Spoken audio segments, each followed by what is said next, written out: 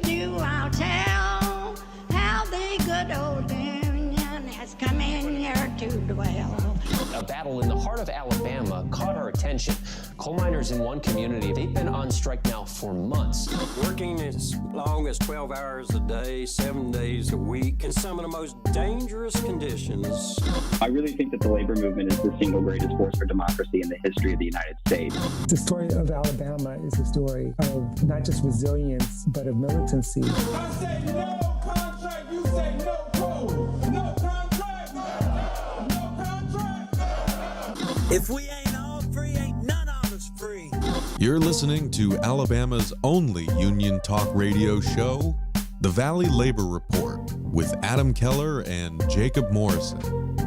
Hello, Tennessee Valley. This is the Valley Labor Report. My name is Jacob Morrison, here with my co-host and fellow agitator Adam Keller, and we are broadcasting live online and on the radio from the heart of the Tennessee Valley, the Spice Radio Studios in Huntsville, Alabama. Today, Aerojet workers in Huntsville talk about why they're unionizing, IBEW railroaders win paid sick days, and hair and makeup artists win a big NLRB case out of Atlanta. All that and more on today's Valley Labor Report. If you want to be part of the program today, we've got a phone number. The line isn't open because we have a very packed show in the first half, but you can call in the second half of the show. During the first half of the show, you are, of course, free to text us at 844-899-TVLR. That is 844-899-8857. You can also leave a voicemail or send us a text message throughout the week. We got a few of those last week, and we'll be responding to those in overtime. If you haven't gotten enough of us by the time that we wrap up here on the radio, or if you just want to see what we're up to throughout the week, then you can find us anywhere you find anything online, particularly on our website, TVLR.FM. You're going to want to bookmark that page because we update it regularly throughout the week with new articles, clips, and things like that. So bookmark that page. You can also find us on YouTube, TikTok, Facebook, Twitter, all those good stuff. You can find us there. If you followed us on Twitter, you'd be able to see pictures from the Iron Workers Apprenticeship Competition in the Southeastern States District Council. We were there in Chattanooga last week and got to see some iron worker apprentices showcase their skills, take a look at apprentices from across the South. Very impressive stuff, and we had a lot of fun. So follow us on Twitter and you'd be able to see those pictures. Just a reminder, your support helps us stay on the air. Our largest single source of funding comes directly from our listeners. So if you want to become a sustaining member of the program, if you want to make a one-time donation or buy our merch, you can do all of that at our website, tvlr.fm. You can donate to the show at tvlr.fm/donate, and you can get some merch at tvlr.fm/store. If you're a member of a union, then definitely think about getting your local to sponsor the show. You can reach out to us for more details on that. Any viewpoints or opinions expressed in this program belong solely to their author and do not necessarily represent any organization or sponsor. We welcome all of our listeners, whether you are on YouTube, Facebook, WVNN, WZZA, WHIV, or your favorite podcast app. And we are proud to be part of the Labor Radio Podcast Network and encourage our listeners to check that out. So, Aerojet Rocketdyne is a world-class developer and manufacturer of advanced propulsion and energetics systems for customers including the U.S. Department of Defense, NASA, and other agencies and companies, both in the United States and abroad. Their markets include space, where they provide a full range of propulsion and power systems for launch vehicles, satellites and other space vehicles, strategic missiles, missile defense, and tactical systems and armaments. Their propulsion systems, both liquid and solid-fueled, have been at the heart of virtually every major U.S. space and missile program since the dawn of the space age. They also have a facility right here in Huntsville, Alabama, and their workers have decided that they would like to unionize. They filed a petition for an election some time ago, and the election is happening this Wednesday, June 28th, and there are 2 times that workers can go and vote. Those are going to be 5:30 to 8:30 a.m. and then 2:30 to 4:30 p.m. And you'll be able to vote at the conference room at the employer's facility located at 78 Pulaski Pike Northwest. 78 Pulaski Pike Northwest in Toney, Alabama. Zip code 35773. Of course, you can only vote if you are a worker at Aerojet Rocketdyne. So we have in studio with us Eric Williams. He is a worker at Aerojet Rocketdyne in Huntsville. And Frenchie.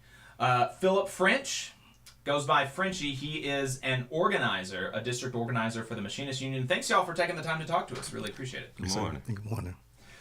So, Eric, we can start off with just talking about what is the work that you do at Aerojet? Well, I work in the SM3 area, which we build the component pretty much is the brains of the missile. It controls the direction and the right, left, up, and down, and it controls where it goes. So we work on pretty much the brains of the operation. Gotcha. And, so y'all began organizing with the Machinists some time ago, like last year, wasn't it? Yes. And why did you want to do that? What were some of the issues that you were wanting to? The inconsistencies of what they would tell us in the hiring process. They would tell you that the more you learn, the quicker you'll move up. And the quicker you move up, more compensation you'll get for that. And that wasn't true. And then also management, the change of management. I know I've gone through 6 managers in 3 years. And so the management changed all the time, and each manager has a different philosophy how they want to do things, and it's just a constant turnover. And also they have, we have produced above and beyond what they figured that we would be able to do. So we're getting a lot of appreciation, but no compensation for it. And they've been feeding us a lot, but that's not paying the light bill. Right. So they have no structure at all. They came from a unionized facility where they had structure. Now they can run free, and that's what they're doing. They back and forth and everything. So no consistency at all. When I was talking to a couple of y'all the other day, one of your coworkers was talking about how there are people that can, just to illustrate the inconsistency, sometimes folks can come in off the street with no experience in your industry and jump folks who have been there for years who have a lot more experience. And, what does that do to morale in the plant? Oh, the morale is very low. You have, first of all, they tell you, don't tell nobody how much you make. So that's a red flag right there. Right. So, so then you're going to talk and you're going to tell each other what you make eventually. And then, but you have had people come in with college degrees and 10, 15 years of experience manufacturing come in at level 1, and that's the lowest level you can come in out there. And you can have people coming in out of high school 2 years driving a delivery truck, level 2, on the top end. And the level 1 person is training the level 2 person. It's just not, it's inconsistent at all. And everybody work there know it. Right. And just who want to do something about it. All of us agree on it. When you sit in the break room, oh yes, everybody agree on it, but who want to do something about it? So that's what, something got to be done or they won't make it here at this facility. And it's not only the inconsistent pay, like when you're starting out, you said that there were issues with, raises, being able to expect raises on a regular timetable. Like that's just not something that you have there. No, we do not have a cost of living raise. As anyone knows, that don't really keep up with cost of living. It's just a little bit they give you to look good. So they said, we don't have cost of living, but we have merit raises. Well, you have people that, new hires, like the first year, they'll get the same thing they got the second year when they've learned 2 different departments, the same percentage. So it's not a merit raise, it's whatever they feel like they want to give you. And one time I had the manager told me that he would want to give me more, but they wouldn't let him. So, they control it like they want to. They have no reason a rhyme or to tell you why. It's not a guideline showing you why did you get 2.5 or why did you get 4% at all. You just, whatever on the sheet, when they hand it to you, you look at it, that's it. Right. There's no consistency with that anyway. And you're talking about y'all are getting appreciation and not a whole lot of compensation for that. And one of the talk to us about that job that y'all told me that you produced so much in 6 months that other facilities hadn't been able to do. In the THAD area, they had I think 600 case delivered. I'm not sold on exactly what the number was, but only thing we know that when they moved from California, they had produced in 10 years about 200 something cases, and in 3 years at Alabama they produced 600. So it was like 800 case. Congratulations, and they got a jacket and some biscuits. And also they didn't have any type of leveling up or moving people up until the union drive came. That wasn't even a thing heard of, and that's the only reason they started doing it now, because of the union drive. It's not about producing, and it's almost every week or every other week we have a tour coming through. I call it, I said, look at it, they want to see some cheap labor, so they coming through the plant, and they brag on us how we producing, but when it comes down to paying the worker, they don't do it. And like I say, the management turnover is drastic, and every time the manager's getting ready to walk out the door, they say, y'all need to organize this place because it won't make it. Right. Yes. And the management's turning over a lot, but the management y'all have right now is waging something of an anti-union campaign. Javier was telling me that it's not quite as bad as he's seen at other facilities, but what are some of the things that management is trying to do to convince you and your coworkers to say to vote no?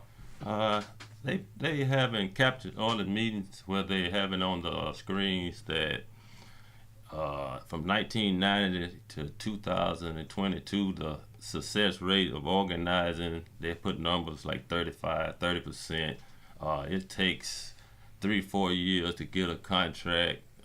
You don't know if you're going to get more, lose, or stay the same. You won't be able to talk to the manager one-on-one. You won't have that no more. That they can't have a relationship with the worker anymore, and that it was just that open door policy would be gone and everything like that. So they pushing that a third party that we don't need, but every missile we sell, they have a contract with everybody. Even the people cut the grass got a contract out there. So they got a contract with everybody. That's how you do business in space and defense, with contracts. You don't shake a man's hand and say, okay, I'll take your word for it. That's not how they operate. Yeah, well, how has that, they're saying that, we've got an open door and wowee, isn't it so great? You don't want to lose this. I'm sure that people have come to them with some of these issues that you're talking about, like that, how is this guy with no experience getting a whole level above me, making more money than me? How is it that I'm not getting regular raises, stuff like that?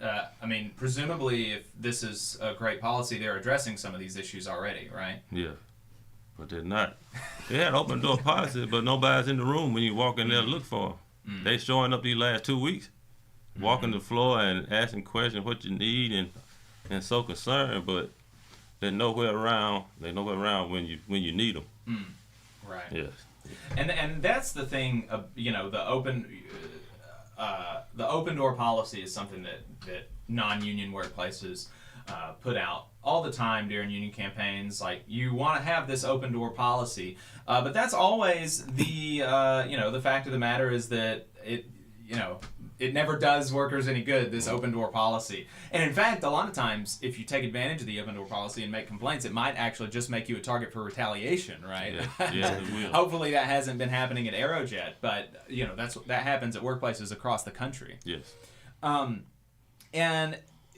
one of the other things you said is that the average time to get to a contract is 3 to 4 years. Frenchie, why is it that it takes so long? Whose fault is it that it takes so long to get a contract? Like he said, that's one of the things they put out, but that's not true. considering Aerojet Rocketdyne, it might take up to, maybe 7 to 8 months. You have to get a negotiating committee, which is the people itself at Aerojet Rocketdyne. You get them together, then you have to put out a survey to see what the top priorities that they, when we get to the table, what do you want to fight for? What do you want at the top? Because it all comes down, everything can be negotiated. We don't promise anything, but everything can be negotiated. But what do you want at the top of that list to be negotiated? Is your pay? Is your health benefits? Is it, your break times or, your vacation? What is it? So 3 to 4 years is just absurd. That's just something to deter them from, bringing the union in. But as we say, it's a free look. The structure is already broken. So why not try something different? And like he said, we have been there once before. They gave them promises after promise. Now we're back, and now they're trying to start it back up again. So they've done nothing. So you got a free look. So why not vote the union in and, have a possibility of having a great contract to change some of the things that's going on at Aerojet Rocketdyne? Right, and we've been on the air for 3 years, and we've covered, we've talked to union workers and non-union workers from across the country, and there are times that it takes years to get to a contract, but the reason that happens in cases where it does is not because, this process is just so difficult to figure out and it's this labyrinth of all of this stuff. It's because the employer is refusing to negotiate and bargain in good faith, right? And so they absolutely, if they're saying, 3 or 4 years, that's really bad, that's a long time, they are totally capable of negotiating a contract, like you said, in 7 or 8 months. Exactly. It does, and I know that because I've seen every time that a union has put out a proposal, workers never ask for ridiculous type of things. Right. I know that y'all are going to make reasonable demands. Yes. It's going to be better that y'all are going to want more and better than you have right now, but you're not going to be asking to make as much as the CEO of Aerojet makes, $11.5 million. I found that out yesterday, that the CEO of Aerojet Rocketdyne made $11.5 million last year. So, you're not going to be asking for her salary. Right. You're gonna just give me a little bit of it. A little bit more, right? And that what you talked about, Frenchie, that was really important, I thought, about the bargaining process, because one of the things that, Eric, you mentioned as a worker there, that they're telling you in these captive audience meetings is that, who knows, you might get less. Well, how would that happen? What would be the mechanism that would happen by? As long as I've been, doing what I'm doing, as long as I've been part of the union, I haven't known you to come out with less, as far as your pay, wages, or anything like that. Like I said, everything is to be negotiated, and considering that, this will be their first contract, we have other Aerojet Rocketdynes like West Palm Beach. They have great contracts because they have a mature contract, which means they have, been unionized for years. So, they're probably going to be up here and pay. But my thing is with them, it's your first contract. So you got to give and take a little bit. So as you go into years of, just bargaining, it'll get mature and it's going to get better, but you got to have a process structure. Like you said, you have people coming in, you've been there 2 or 3 years, you're a level 1, you got people come off the street, that's a level 2. That's something a contract can fix. Hey, if you've been here this long, then you have this opportunity to move up, or in the pay scale you'll get 2 raises within this contract, a cost of living raise, or we might even be able to negotiate in there a sign-on bonus. I come off the Boeing contract, and with this contract we got this year, we got negotiated in a $5,000 sign-on bonus, which is, then I think like 2 times a year, 65 cents within those contracts, which is a 3-year contract, and a cost of living raise. So that's the structure that they need. They don't have any structure. If you're going on merit of what a manager thinks of you, it could be the buddy-buddy system of favoritism. This person get, manager be like, well, I'm going to give him 2%. And then the manager, like somebody else to come in, well, I'm going to give them 6%. That's not fair. That's not right. Everybody deserves, the same thing should be all the way across the board, so, and that's what we're trying to provide for them. Right, absolutely, and that structure is really important, and the structure of how you get to that contract is really important, because it's not as if the union, this third party is going to come in and negotiate for you with the company and impose this contract on you. Right. Like you said, there's going to be a committee from the workers elected. Exactly. So, if you want, if your coworkers, like, if for some reason they have an issue with you, Eric, maybe you're not going to be on the negotiating committee. Maybe they have somebody else. And it's up to them. That's how the democratic process kind of plays out. And then that negotiating committee, like you said, it's going to be some surveys, figure out what the top priorities of the workers are. Right. They're going to take those priorities into the negotiating room with management. They're going to come back with a contract that ultimately the workers can vote up or down. Right. Yes. So if you get through this process and they've elected a negotiating committee, the workers have, they come back, the negotiating committee does with something the workers don't like, they always have the option to vote it down and say, no, go back to the table, do something, get us something better, right? Exactly. So why would, the idea that you as a worker would vote for something that's going to make you worse off is just absurd. Right. Yes, sir. Exactly. Yes. Exactly. Yeah. And like you said, it just goes back to the company. The company can bargain in good faith, but they don't want the union there because now it's accountability. They have to be held accountable.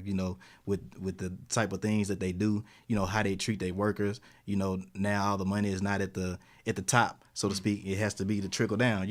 Everybody deserves their fair shake. Absolutely. Here's another question, Eric and Frenchie. Is the union just for Democrats? No. Union is for everybody. Yeah. And they don't ask you you're a Democrat or Republican when they cut your lights off.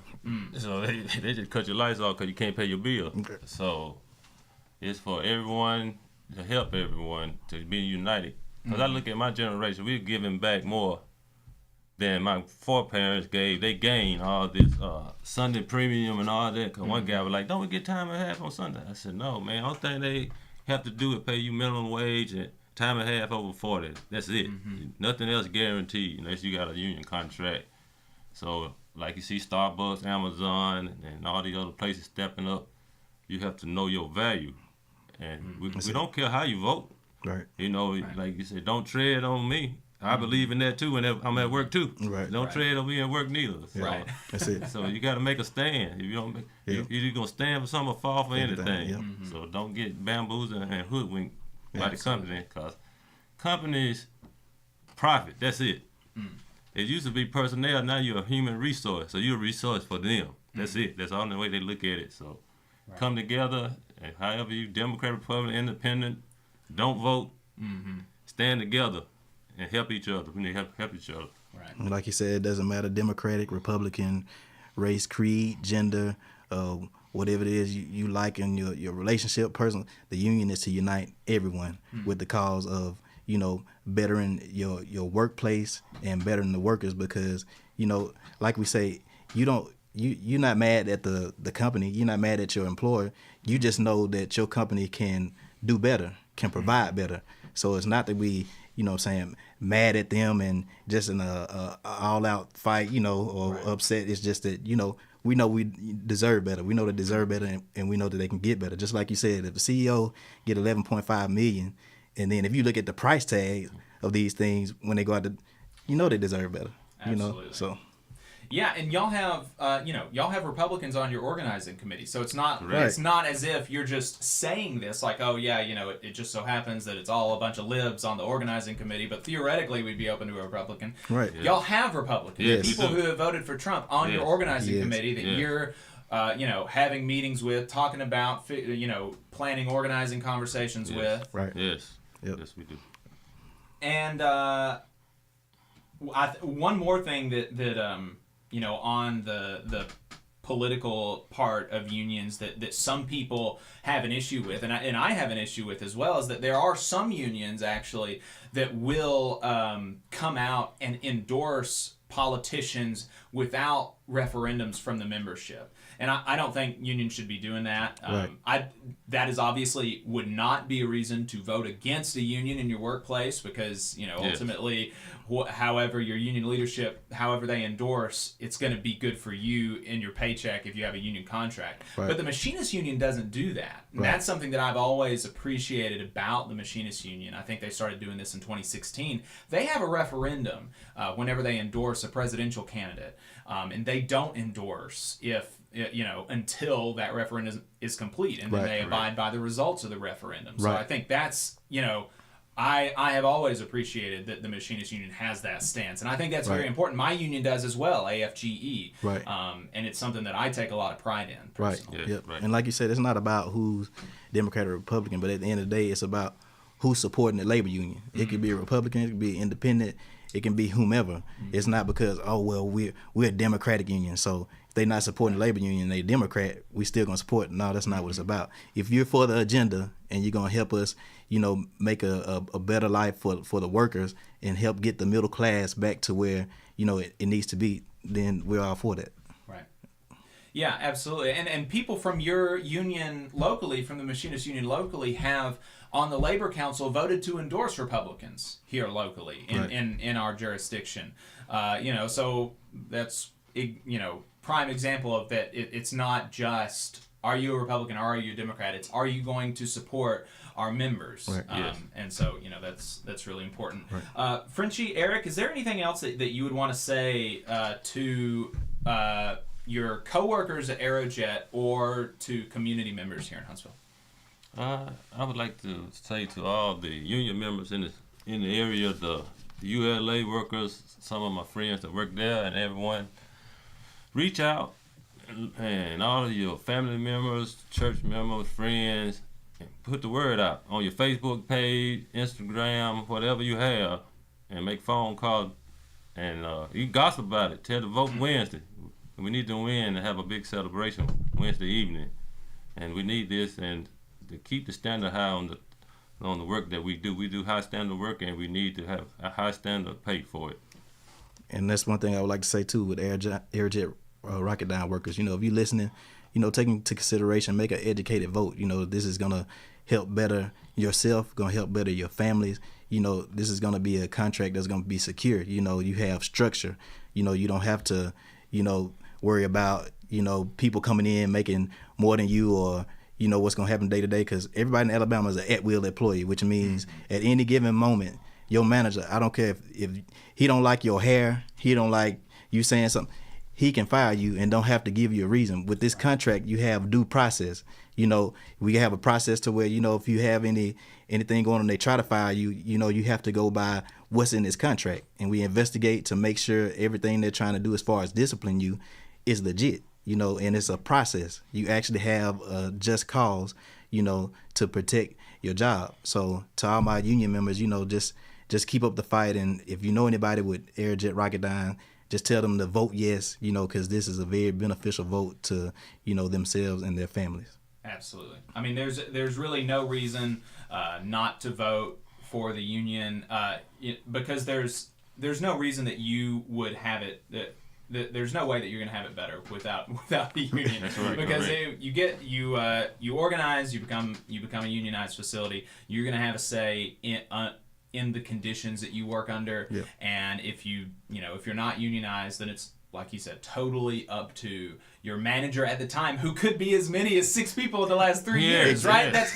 imagine being subject to the whims of 6 different people in 3 years, like a new person every 2 months. Exactly. And you got to figure out, like, okay, what is this idiot's idiosyncrasies, and like I got to figure out, like, what's the eggshells I got to walk on around this guy. Right. Yep. You ain't got to worry about that. If they can go through 20 managers in 2 years if you've got a union contract. If they try to step outside of that contract, you can tell them to, screw off. That's it. Keep it FCC friendly, right? You're right. I'm doing my job, Yeah. and long as I'm doing my job and I'm not, doing anything wrong, then I'm good. I'm good. Yeah. And you can't go outside of that. And that is really freeing for me as a union worker, Exactly. and for other union workers that I know.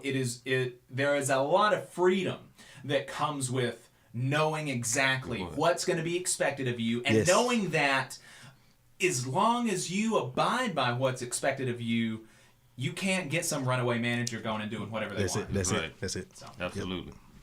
All right, folks. I really appreciate y'all taking the time to come in. Just one more reminder: the election is this Wednesday, 28 June, from 5:30 to 8:30 a.m. So there's two different times that you can vote if you're an Aerojet Rocketdyne employee here in Huntsville. There are two different times. The vote is going to be happening at the conference room at the employer's facility located at 7800 Pulaski Pike Northwest, Toney, Alabama. And those two times are from 5:30 a.m. to 8:30 a.m. You've got a 3-hour window, presumably before your shift starts, right? Yes. And then from 2:30 p.m. to 4:30 p.m. after the shift is over, right? Yes. So there you go. You've got time before and after your shift to go and vote in the conference room. Make sure you do that, and make sure that you vote with your brothers and sisters to unionize and to have a say over your working conditions. Appreciate it, guys. And we had folks in the chat saying,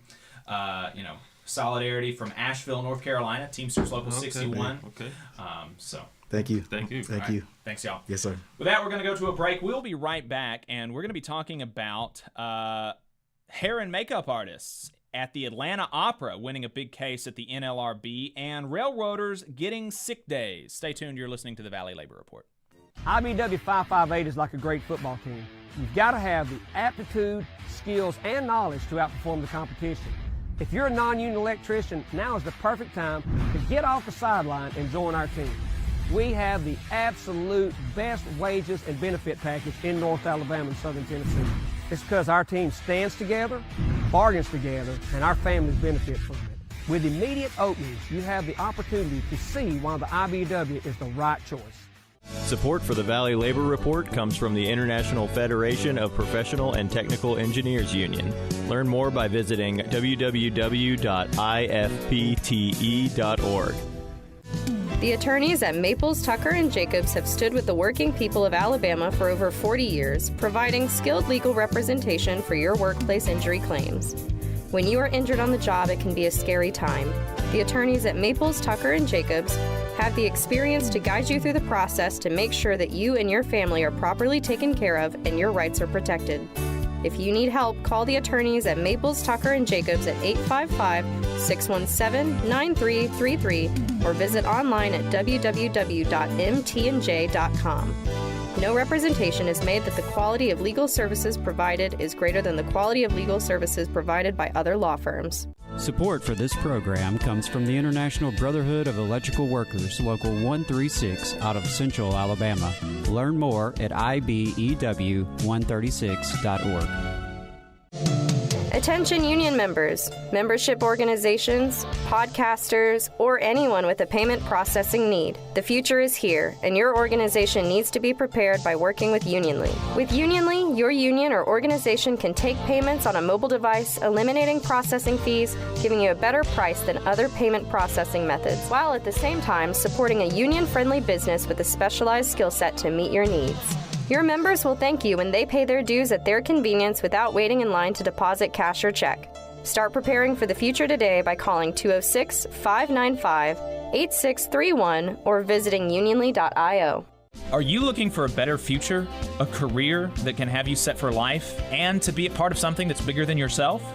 If you are, then consider a skilled trades apprenticeship with the International Union of Painters and Allied Trades. The work of IUPAT is all around us, from the industrial painters who work on the bridges to drywall finishers, floor coverers, the glazers who install the glass in our skylines, and so much more. With an IUPAT apprenticeship, you earn while you learn and receive benefits while learning the trade, including a pension. We provide world-class education free of charge. That's right, no student debt. Our starting salaries for apprentices that graduate is above the national median salary with benefits for entire families. And you have the flexibility to take your trade wherever you'd like in the country to work. IUPAT District Council 77 covers our entire region, so give Adam Booth a call at 205-603-3142 for more information. Again, that phone number is 205-603-3142. Come build a better future with us today and join IUPAT. The sign hit the city like a bolt of lightning. You know the photo. It's iconic. Marches in the streets holding a simple sign with a simple message. I am a man. The I Am Story podcast explores the fight that inspired those words, how a group of sanitation workers in Memphis stood up and made history. They don't see us as men and women. Go to IamStory.com or wherever you get your podcasts to subscribe. I'm attorney Tommy Sinyard. When you've been injured and need help, you need a lawyer who's with you. Sinyard Law. You need attorneys always available to take care of you. Sinyard Law. And keep you in the loop. It's your case. You need to know what's happening. Sinyard Law. And never a charge to meet with us to evaluate your case. Sinyard Law. A new firm, but an old name. One that will stay with you every step of the way.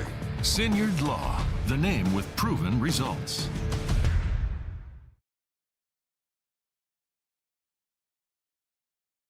Come on, you poor workers, good news to you I'll tell. How the good old union has come in here to dwell. Labor creates all wealth should go to labor, and you are listening to the Valley Labor Report. My name is Jacob Morrison, and my co-host is Adam Keller. If you've got anything to add, you can give us a call or send us a text message. The phone number is 844-899-TVLR. That is 844-899-8857. I said you can give us a call because that's like burned into my memory, but you can't give us a call right now because the phone lines are closed because we are busy this morning, folks, but we're going to take calls in overtime. So you can get the number ready and you can call in at 11 a.m. In the meantime, feel free to send us a text message at the same number, 844-899-TVLR. All right. Apologies for the audio issues. We're going to, as you saw, we're playing around with getting some folks in studio. We want to start having guests in studio more. And so I think we figured out the issue. Like, I was coming in on my mic and also their mics. So we're gonna try to figure out what was going on there for the next show, but I still think it was good overall, and I think hopefully we'll be able to fix some of that for the podcast, right? Because we should be able to just mute, like take out their lines in post-production, maybe. We'll see. We'll see. But yeah, definitely appreciate those brothers coming in and talking to us this morning on a Saturday, and wishing them all the best in this election Wednesday. Again, if you are in the area and you know anybody who works there, please talk to them and encourage them to vote yes on Wednesday. Absolutely. Really, I mean, it's a really important opportunity. Really important opportunity that you that you want to take advantage of when you can. You're not going to get a whole lot of opportunities to be able to to take some power away from your boss, right? And concretely improve your lives, because I think what y'all talked about at the end there with the due process protections is huge. Of course, I think they could probably expect better pay and benefits and things of that nature. But having the structure, as Frenchie talked about, having rules, having actual expectations in terms of placement on the salary schedule, all that stuff is just huge. And I think that's a way that these folks can improve their lives. And obviously, I saw a comment in the chat about like Reagan and the Republicans, and so I did want to kind of respond to that real quick. Just that it's my understanding that this workforce is predominantly white, and features plenty of Republicans, and so do I think that's great? No, in terms of them voting for Republicans, because I would not vote for a Republican.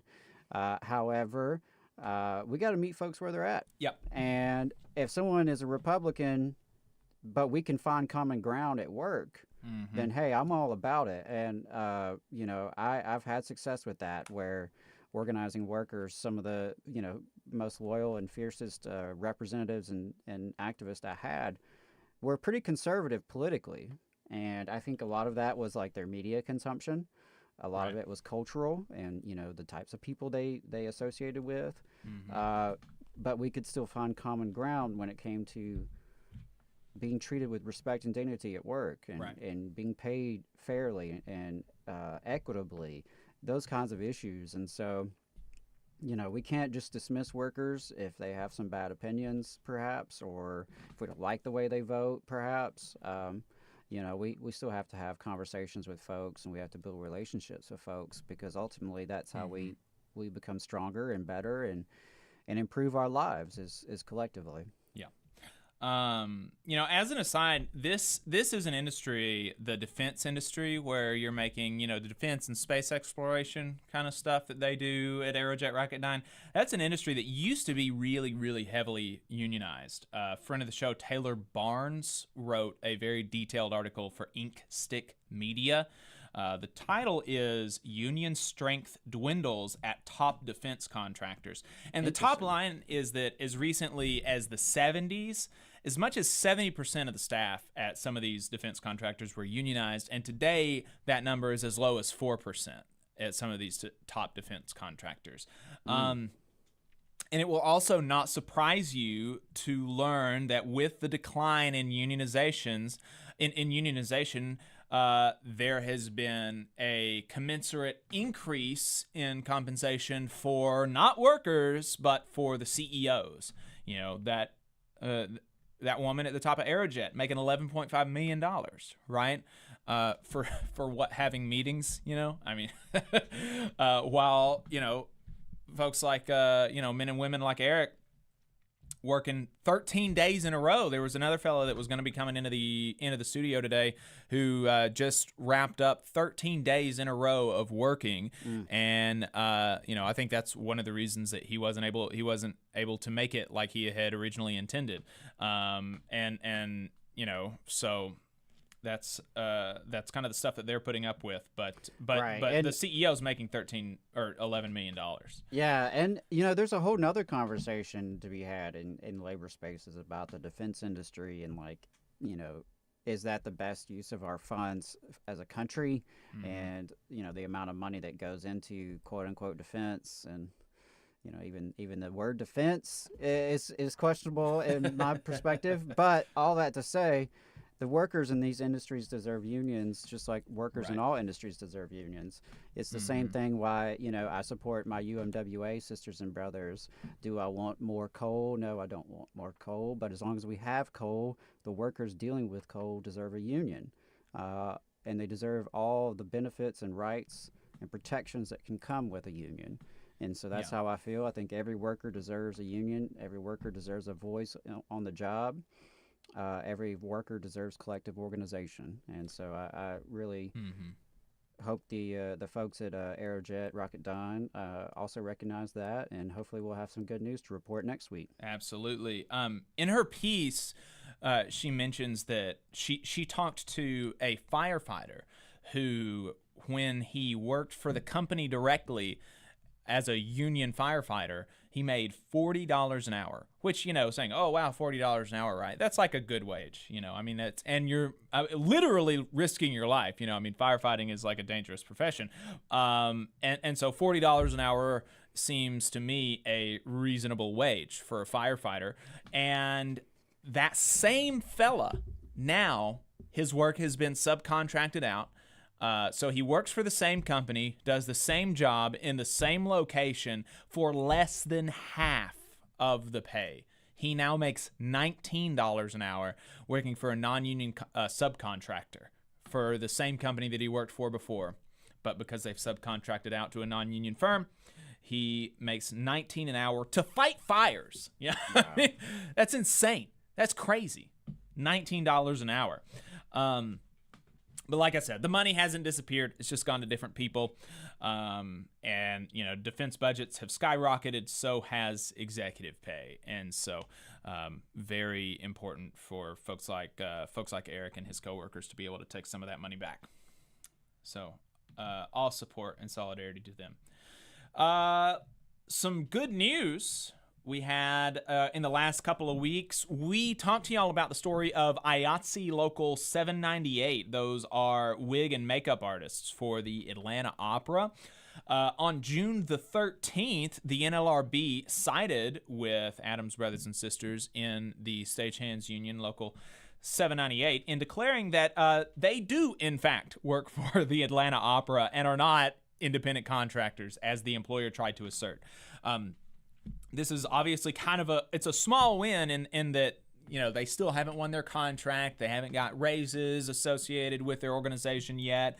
But it is still a win in the fight to end worker misclassification, which keeps thousands of workers every year from the benefits and protections that they are entitled to just by virtue of being an employee. You get certain things when you're an employee that you don't get if you're an independent contractor. And in cases where that distinction is correctly defined, in cases where it is true that you are an independent contractor, that makes sense. It makes sense that you're not going to get some of these benefits that are associated with employment. But if you are a worker that is called, quote unquote, an independent contractor, and yet the only business that you sell your labor to is there's one business, and you don't get to set the terms and conditions that you work for. You don't get to decide, all sorts of stuff. If this, company that you're so-called contracting with, they end up setting all the terms and conditions of everything of your employment, then you're not an independent contractor, and you do deserve these other things that accompany your status as an employee. Benefits like Social Security, paying into Social Security, and your employer paying into Social Security, Medicare, unemployment, things like that. That's all really important. And when workers are misclassified, it relieves employers of a lot of the duties that they have, to the people that make their business possible. Right. So to give you just a little bit more detail about the case, what the NLRB did was overrule the Trump administration's NLRB, the Trump board, their decision in the Super Shuttle Dallas-Fort Worth case in 2019. And they returned to the standard for determining employment status that was laid out by the NLRB, the National Labor Relations Board, in 2014 in the FedEx 2 case. So these considerations for determining employment are the following: the extent of control which, by the agreement, the employer may exercise over the details of work, the whether or not the one employed is engaged in a distinct occupation or business, the kind of occupation with reference to whether in the locality the work is usually done under the direction of the employer or by a specialist without supervision, the skill required in the particular occupation, whether the employer or the workman supplies the instrumentalities, the tools, and the place of work for the person doing the work, the length of time for which the person is employed, the method of payment, whether by time or by the job, and whether or not the work is part of the regular business of the employer. In answering those are the criteria by which the board has decided to revert back to and say, these are the things that we need to consider in determining whether or not a person is an independent contractor. Previously, under the Trump board in 2019, they decided that there was only one factor that was really important, and that was the theoretical opportunity for entrepreneurialism. Didn't even have to be actual opportunity. It was just theoretical opportunity. And none of these other things were really considered. They said that entrepreneurial opportunity was the, quote, animating factor in decisions regarding independent contractor, which is totally, without precedent. It deviates from what the Supreme Court itself has actually said on the question of independent contractor status, deviates from common law, from, all the it's just a completely different definition that they really kind of pulled out of their their bum. So in answering those questions, instead of just the one, the board found that these stylists do not choose where and when they will work.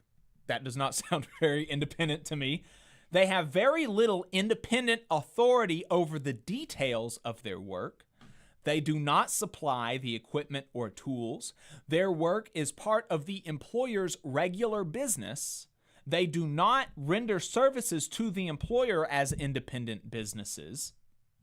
And they enjoy no entrepreneurial opportunity and take on no risk in their work for the employer.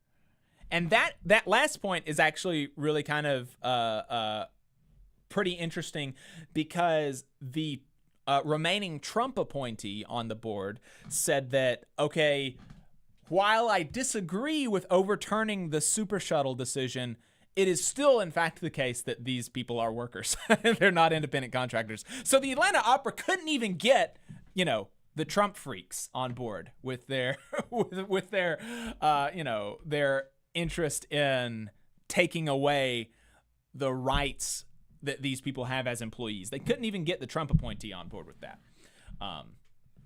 So that's a pretty kind of interesting part of the case. So congrats to these workers, and looking forward to a first contract for them. Absolutely. Yeah, sending my love and solidarity to these sisters out here in Atlanta. Just so y'all know, they have been fighting for this union for over 2 years now. They originally fought to get this representation by IATSE 798 in the spring of 2021. But the Atlanta Opera has unleashed a vicious union-busting campaign over the past couple of years that includes going to the National Labor Relations Board to try to prevent them from having union representation by this argument that they're independent contractors. Back in March of this year, the NLRB actually unsealed and counted the ballots, and wouldn't you know it, they unanimously voted to join the union, IATSE 798. So these sisters have fought. It's primarily, if not entirely, black women who work in this position at the Atlanta Opera, the hairstyling and makeup artist. And so, there's been a lot of issues with the employer and its union busting tactics, but it seems like these sisters have stayed strong and have continued to fight. Now they have won a very important victory at the labor board that is going to affect not just them, but workers everywhere in this country.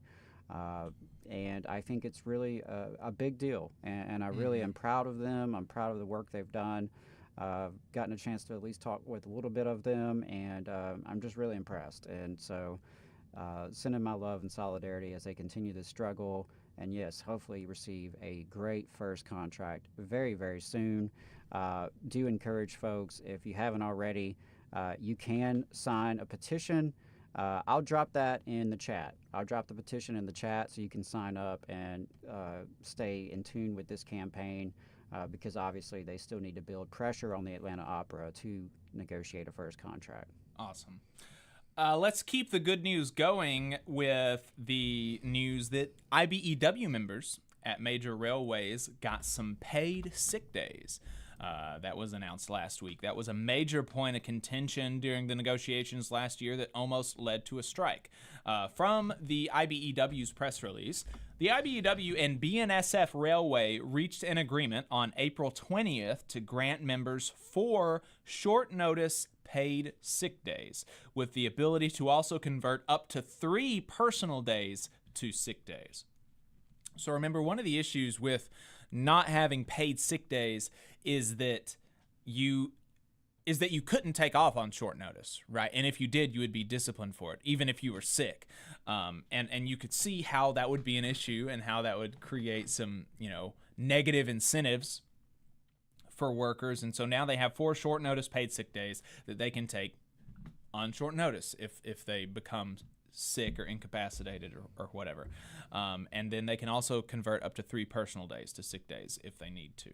So the union also reached similar understandings with CSX and Union Pacific on March 22nd and with Norfolk Southern on March the 10th.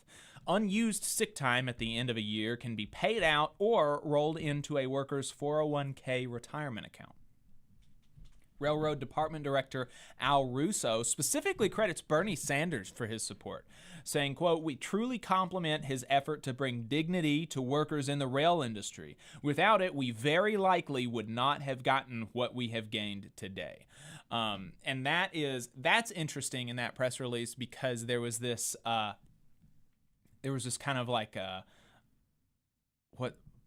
yellow dog Democrat, I guess maybe you could say, on Twitter that was using this opportunity to attack the quote unquote left for being upset at Biden for breaking the rail strike.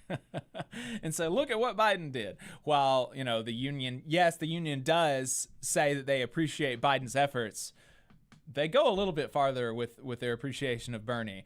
And so I thought that was kind of interesting. And yeah, I think anyone paying attention who is being honest with themselves can recognize who has been the bigger advocate there for the rail workers, Joe Biden versus Bernie Sanders. I mean, there's no real question. I don't see how any objective observer could somehow say that, Biden has done more or Bernie has done less. Bernie has been pretty clear in his advocacy for the rail workers to have sick leave, to have the right to strike as well, right. Which, Biden has talked about sick days, but, he busted the strike. He did what he could to force the unions to capitulate to the companies without the sick leave in hand, right? It shouldn't have taken until now to get the sick leave. I appreciate what the union has done, and I send them all of my support for getting this deal hammered out. That's fantastic news, but it shouldn't have taken this long. And I really point the finger at the White House and Congress. Yeah, they intervened. They made clear their priorities. So shout out to Senator Sanders for staying true to these workers and supporting these workers when so many of his colleagues in Washington totally abandoned them and betrayed them. Absolutely, and even more important than that, shout out and credit to the workers who created a credible strike threat. Right, and the power that they have, because Bernie has been doing this same kind of thing, advocating for workers for as long as he's been a politician. Right. I mean, he's more or less the same guy he was 40 years ago, and some people knock him for that. I personally respect that he's stayed true to his values all this time. But you're right, it makes a big difference when you have organized workers out in the field, so to speak, who can back up those bits of support you get from politicians. And so, I credit RWU, Rail Workers United, for the work that they've been doing, and all the union activists and allies out there who've been pushing things forward on the rails, because there's a desperate need for reform. I agree with RWU that the rails should be nationalized. I think the East Palestine disaster has been a clear indication of some of the issues between the strike breaking in around the holidays and then the East Palestine disaster. I think, again, anyone paying attention, you have to recognize that there are real serious problems with the rail industry in this country, and it's going to be up to all of us really to support the workers there and build more support politically for these workers. Yeah. The Rail Department Director Russo, he said that talks are continuing towards reaching a sick day agreement with Canadian Pacific and Kansas City, both recently designated as a Class 1 rail carrier by the Surface Transportation Board. So the fight's definitely not over, but it's a step in the right direction, and we're definitely going to keep supporting them until all of them get all the sick days that they want. With that, let's go ahead and go to our final break. We'll be right back with some not as good news and some other stories from around the South. You're listening to the Valley Labor Report. There's a lot of talk about a shortage of workers, but that's not the case with IBEW 558. We have provided our customers over 3,000 workers and performed over 3 million man-hours in a pandemic year. With 8,000 OJT hours, 900 classroom hours, OSHA 30, and a state license, our members receive the equivalent of a master's degree. That's what makes IBEW 558 the right choice for your electrical needs. Look us up at Facebook or at IBEW558.org. Support for this program is provided by the International Association for Machinists and Aerospace Workers, Local Lodge 44 in Decatur, Alabama. Learn more at IAMAW44.org. Support for this program also comes from the Iron Workers, Local 477. So if you are looking for contractors with lower than average EMR and TRIR, they tell me that if you need to know what those mean, then you will. Or if you need to supplement a workforce at any level for any amount of time, short or long term, if you need iron workers that come trained and certified at no extra cost, or if you need workers from superintendent down to general laborer, and you're looking to start work on a project, or you're unhappy with your current contractor situation, you need to call my friend Jeb Miles with the Ironworkers Local 477. They only work with the best in the business, vetted contractors, and can do all kinds of jobs from roofing to steel and bridge erection, from welding to heavy rigging, from structural repairs to machinery alignment, and much more. They supply manpower on 4 of the 5 largest projects in North Alabama, so you know they're legit. If you need good quality, safe, efficient, diligent, and knowledgeable workers on your job, then you need the Ironworkers Local 477. Call Jeb Miles at 256-383-3334 or via email at local477@bellsouth.net, and make sure you tell them that you heard about them on the Valley Labor Report.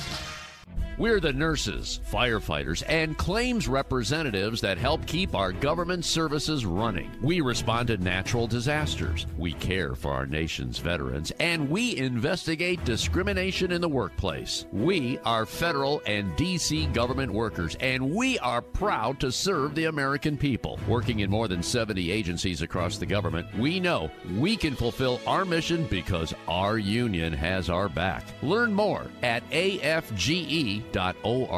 Paid for by the American Federation of Government Employees, AFL-CIO. The Laborers International Union of North America, Local 366, is proudly recruiting North Alabama workers to work construction and nuclear plant maintenance. If you're interested, please contact Donna at their training center to start the process. That phone number is 256-415-7452. Again, that phone number is 256-415-7452. No experience is needed. Free training is offered, but you must be able to pass a background check and a drug test. Local hiring that grows our community with good-paying jobs that have benefits is their mission.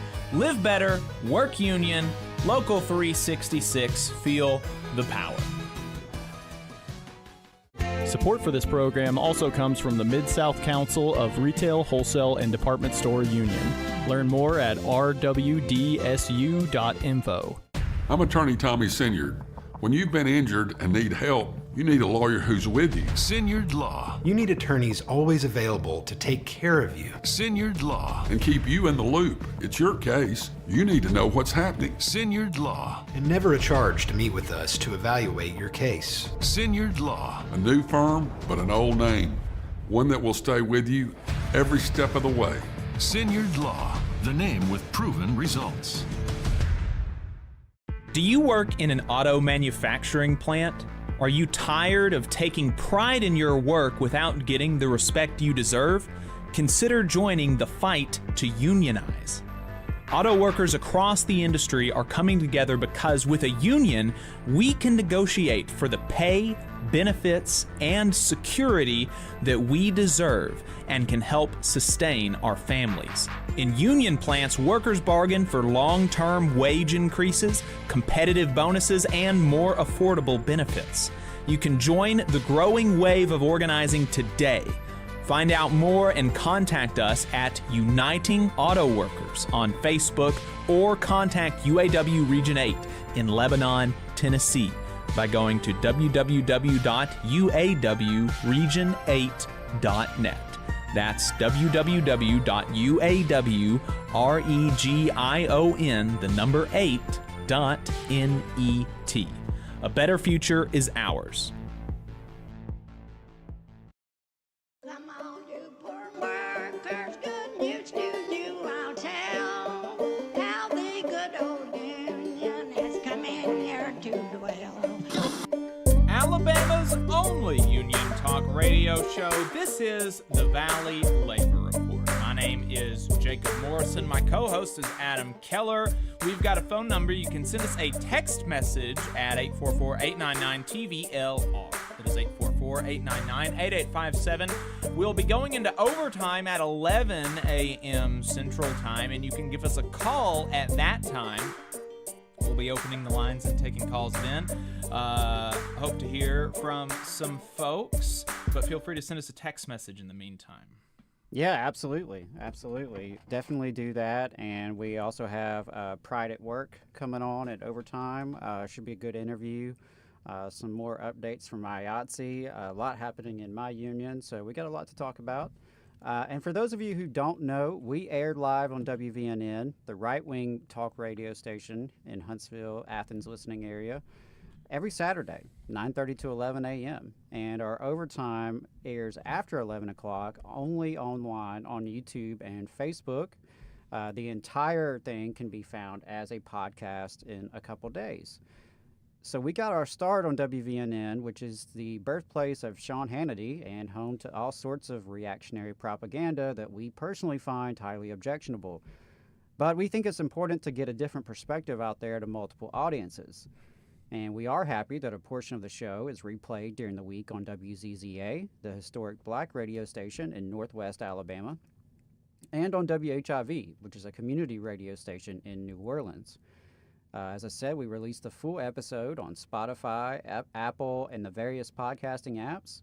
So please subscribe to us on your app of choice and give us a good review. We always appreciate that. And throughout the week, clips of the show are released as standalone videos on YouTube and in some cases TikTok. So if there's a specific segment or interview that you want to find, we try to make that easy for you. Just do us a favor and hit subscribe and like. And all of our content is free, so special thanks to all of you who donate, all of you who comment, all of you who call in, all of you who have liked us, shared us, reviewed us. Your engagement on social media and the podcasting apps really does help us, and that's a quick, easy, and free way to support the program. If you believe it's important to have our own media of, by, and for the Southern working class, please consider supporting us however you can, and please share with your coworkers, your friends, your family, your neighbors, those union members that you know. Let them know about us. We know there's a lot of good causes to support, and our audience, are working folks with limited incomes. So if you do find value in our project and you're willing to chip in a couple bucks, it really would mean a lot to us. We've got some great stuff planned as we continue to grow the project, and we can't do it without you. That's right. So, Adam, talk to us about what's going on in Georgia right now. Sure, yeah. As we do from time to time, we like to highlight bosses behaving badly. Local media loves to highlight when poor folks get arrested. We try to highlight, a little bit something different because employers tend to behave badly but often don't get the same consequences as employees. And we had a bad boss story out of Georgia. A court ordered a Georgia auto shop operator to pay over $39,000 in back wages, damages, and forbids the owner from discriminating and retaliating against employees. So it's 811 Auto Works LLC operating as AOK Walker, and this comes from Judge Timothy C. Batten of the U.S. District Court for the Northern District of Georgia. Back on June 13th, he issued a consent judgment and permanent injunction in response to a suit brought by the U.S. Department of Labor alleging retaliation against a former employee by 811 Auto Works LLC, which is a Peachtree City auto repair shop operating as AOK Walker Luxury Auto Works, and it's owned by Miles Walker. So an investigation by the department's Wage and Hour Division found the employer retaliated against a former employee who contacted the division after the employer failed to pay his final wages. Investigators learned that Walker later paid the former employee's final wages of $915 by delivering about 91,500 oil-covered pennies in a pay stub marked with an expletive to the worker's home. The employer also published defamatory statements about the former employee on the company's website. Wow. What a salty SOB. Oh, wow. To pay you in 91,500 pennies and to cover them in oil and to attach them to a pay stub with an expletive and then to bash you on the company website, all because you had left the job and you would like to receive your final paycheck. You didn't receive your final paycheck, so you contacted the authorities, as any reasonable person might would. So the division also determined that Walker, the owner, violated the FLSA's overtime provisions by paying the complainant and other employees straight time rates for all hours worked, including for hours over 40 in a work week when an overtime rate of pay was legally required. Oh, imagine that. This guy who's acting like a total jackass also violates overtime laws.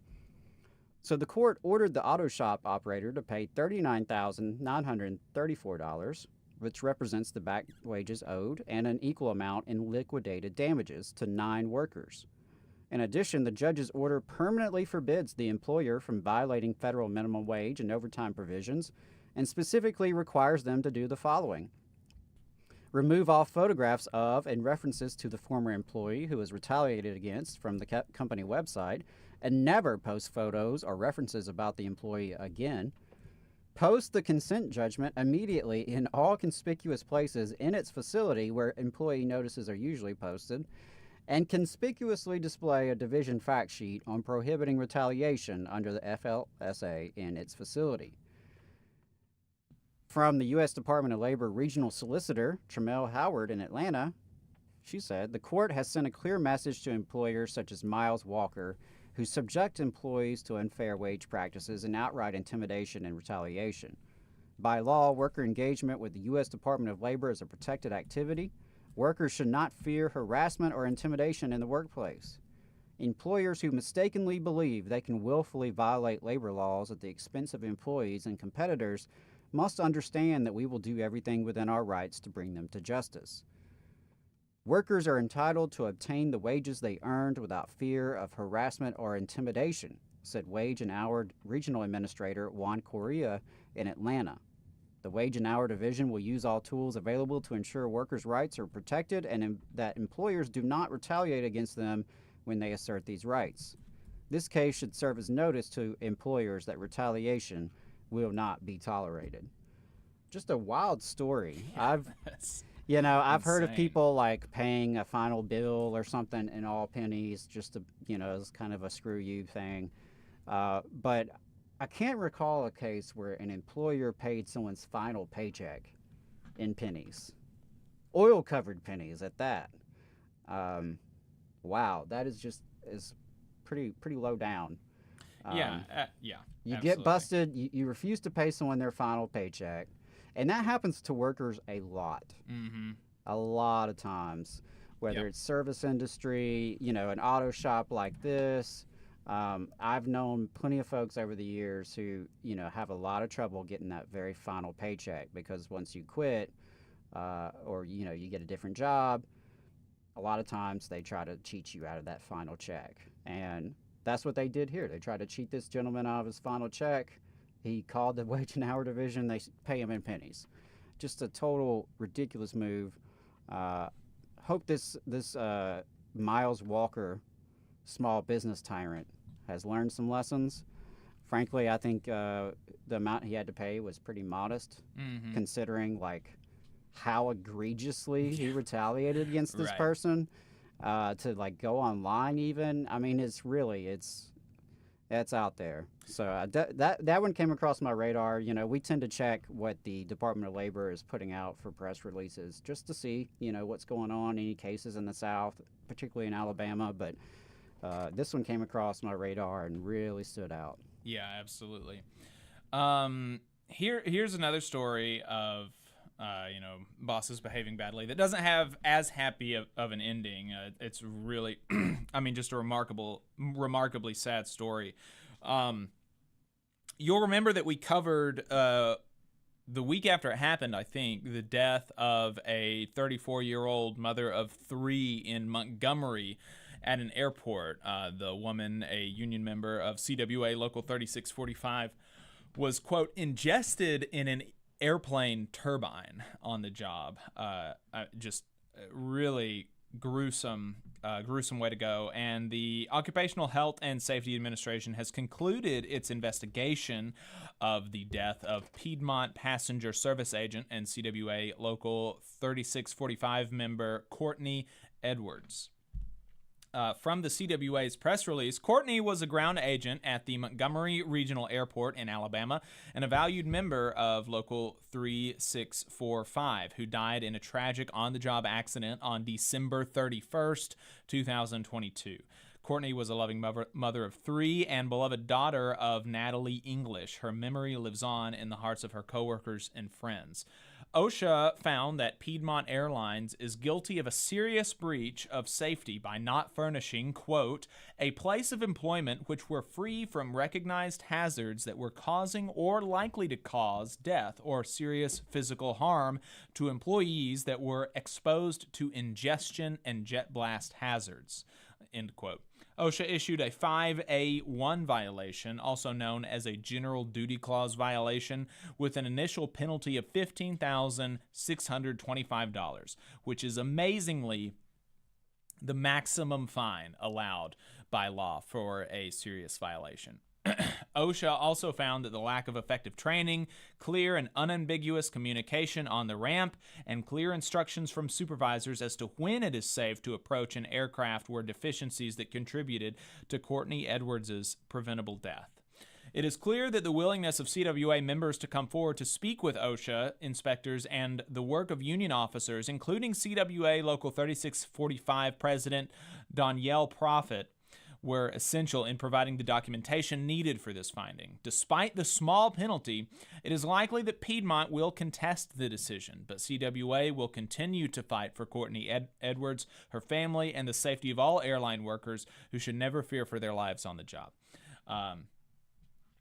Really tragic story, and just, absolutely disgusting that $15,000 is the maximum that you can find an employer whose mistakes, even if unintentional, resulted in the death of a person. The idea that that's all the punishment that you should get if your errors kill somebody is really, really gross. But that kind of, that kind of tracks with a society that, values bosses and property over working people, right? So.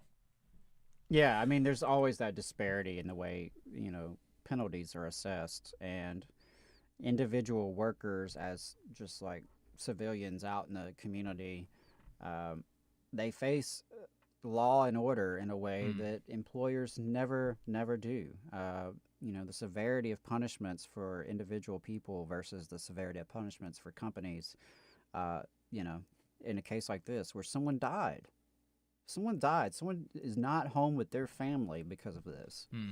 I agree with you. It's sad that that's, the max penalty, because that's nothing. Yeah. That's nothing. Yeah. And so, appreciate CWA doing what they're doing to fight for this member, for her family, and to find some justice there in this situation. Wishing all the best to that family and to the CWA down there. Yeah. Let's do one more quick story before we wrap up here on the radio, and that is let's head over to Texas. We'll stay in the South, where a record-breaking heat wave is entering its 3rd week in Texas. Temperatures are reaching the triple digits in the broader U.S. South, and tens of thousands of people in these states are now without power and lack air conditioning. More than 40 million people in the U.S. are under a heat alert, and Texas cities have reached an unprecedented heat index. This information coming from The Guardian. The heat index combines temperature and humidity. Corpus Christi hit 125 degrees Fahrenheit. The Rio Grande Village notched 118 degrees Fahrenheit, and Del Rio marked 115 degrees Fahrenheit. States including New Mexico, Louisiana, Arkansas, Kansas, and Missouri are also experiencing scorching heat, with the National Weather Service predicting the temperature to rise further and last into the week of the 4th of July. The heat follows a weekend of destructive storms, which is why people have been left without power. Hundreds of thousands of people, in fact, left without power. The heat dome, as it is known, has settled above Mexico and parts of the U.S. Southwest and is caused by hot ocean air that has become trapped in the atmosphere. Earlier this week, Texas's power utility, this is how hot it is in Texas, their power utility grid urged users to cut back on air conditioning to alleviate stress on the grid. Emergency crews in Tulsa, Oklahoma have responded to a record number of calls owing to the heat and lack of power, according to the New York Times. And in Jackson, Mississippi, residents reported not having power and air conditioning for nearly 100 hours, according to NBC. So amid all of this, amid this record heat wave, what is Texas Governor Greg Abbott doing? He is not trying to strengthen worker protections against the literally record-breaking heat. Instead, he signed a law this week eliminating local rules requiring water breaks for workers. Golly, talk about timing. Seriously, at least wait until next year to do it. Or, well, I mean, you know, this kind of stuff is going to be happening more and more, so there's really not going to be another time that would be good to do it. Maybe you could do this in the winter and it wouldn't be so stark. But the measure that's going to take effect later in the year will nullify ordinances enacted by Austin and Dallas that mandate 10 minutes, right? Just think about how little is being asked of employers here. 10 minutes every 4 hours for workers who are, you know, out in the heat. And it also prevents any other local governments from passing similar worker protections. So we're not even talking about repealing a statewide law that has been enacted. We're talking about the state of the state of Texas coming in and overruling local such meager protections for workers in local governments that the cities have said that this is what we want to do, overruling what they decided that they want to do, and preventing any other local governments from passing similar legislation or similar ordinances. Yeah, it sounds really, really familiar to Alabama. Yeah. Where Alabama Republicans, who again claim to be small government, time and time again, when people in communities, in cities and counties are able to do something to help their community, the state government intervenes and overrules, blocks, denies, prevents. We saw that with minimum wage. Birmingham raised their minimum wage. We had active raise the wage campaigns across the state, building momentum.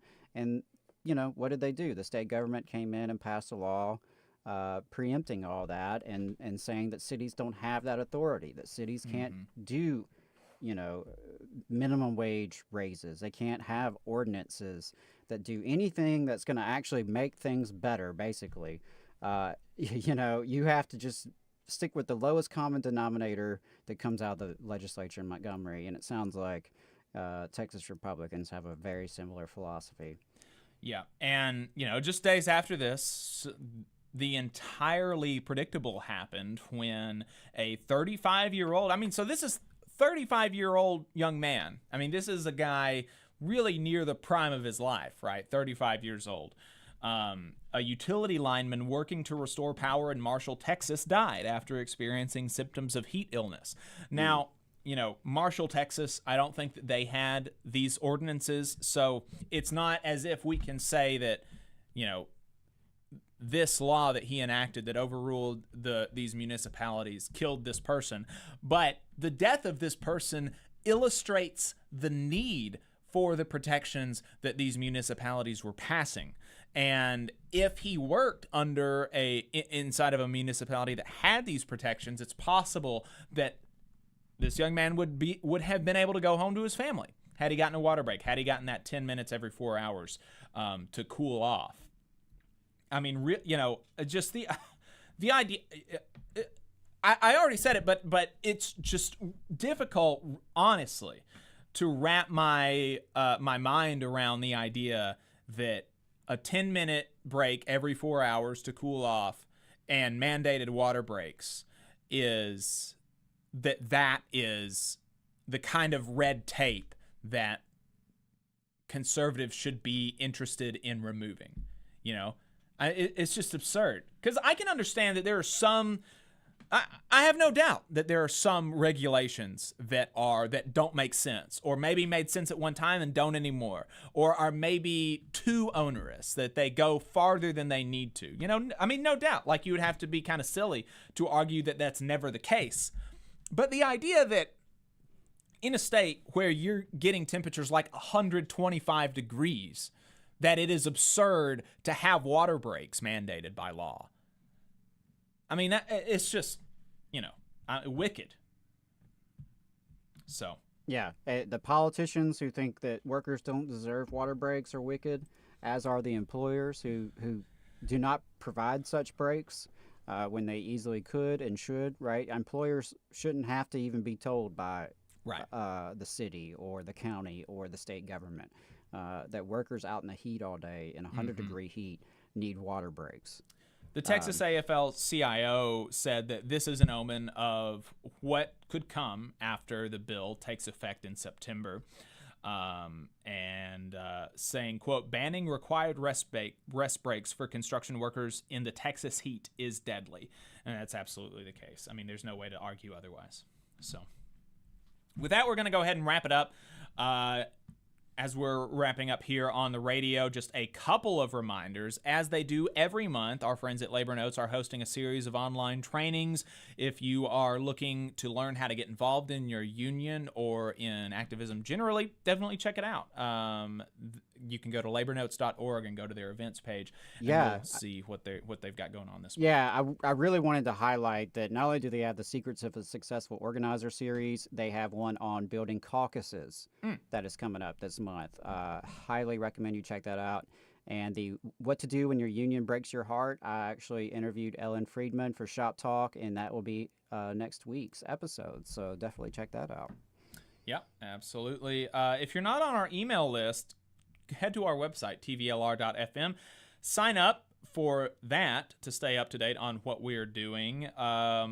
Just a reminder, you can leave us a voicemail or send us a text message at 844-899-TVLR. That is 844-899-8857. We're about to go into overtime, so if you want to call in, you can go ahead and do that. You can also buy our merch on our website at tvlr.fm/store. You can donate to us at tvlr.fm/donate. Like, subscribe, share the show wherever you find it. We are heading into overtime now, where we are going to be talking to the folks at Pride at Work about the importance of fighting for LGBT rights in the workplace.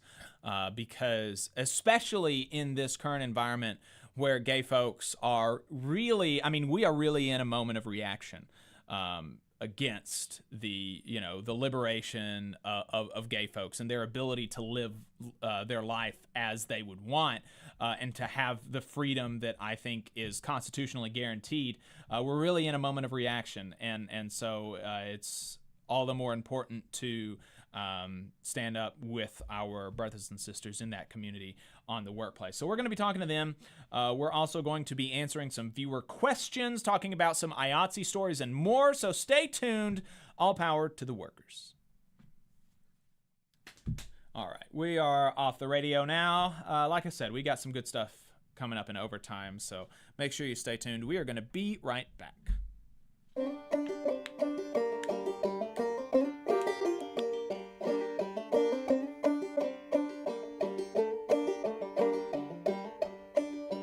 Come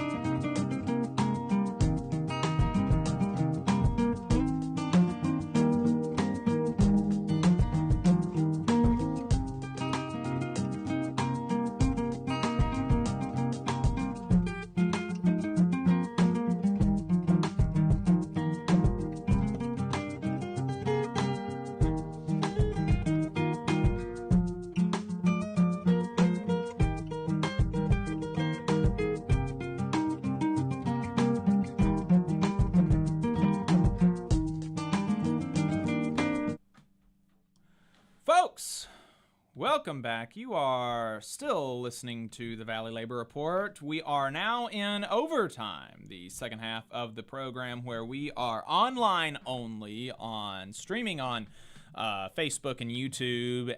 The second half of the show will be up as its own podcast on Thursday at 5 a.m. And so, not being on the radio, we are free from the shackles of the FCC. It's always great to have liberty.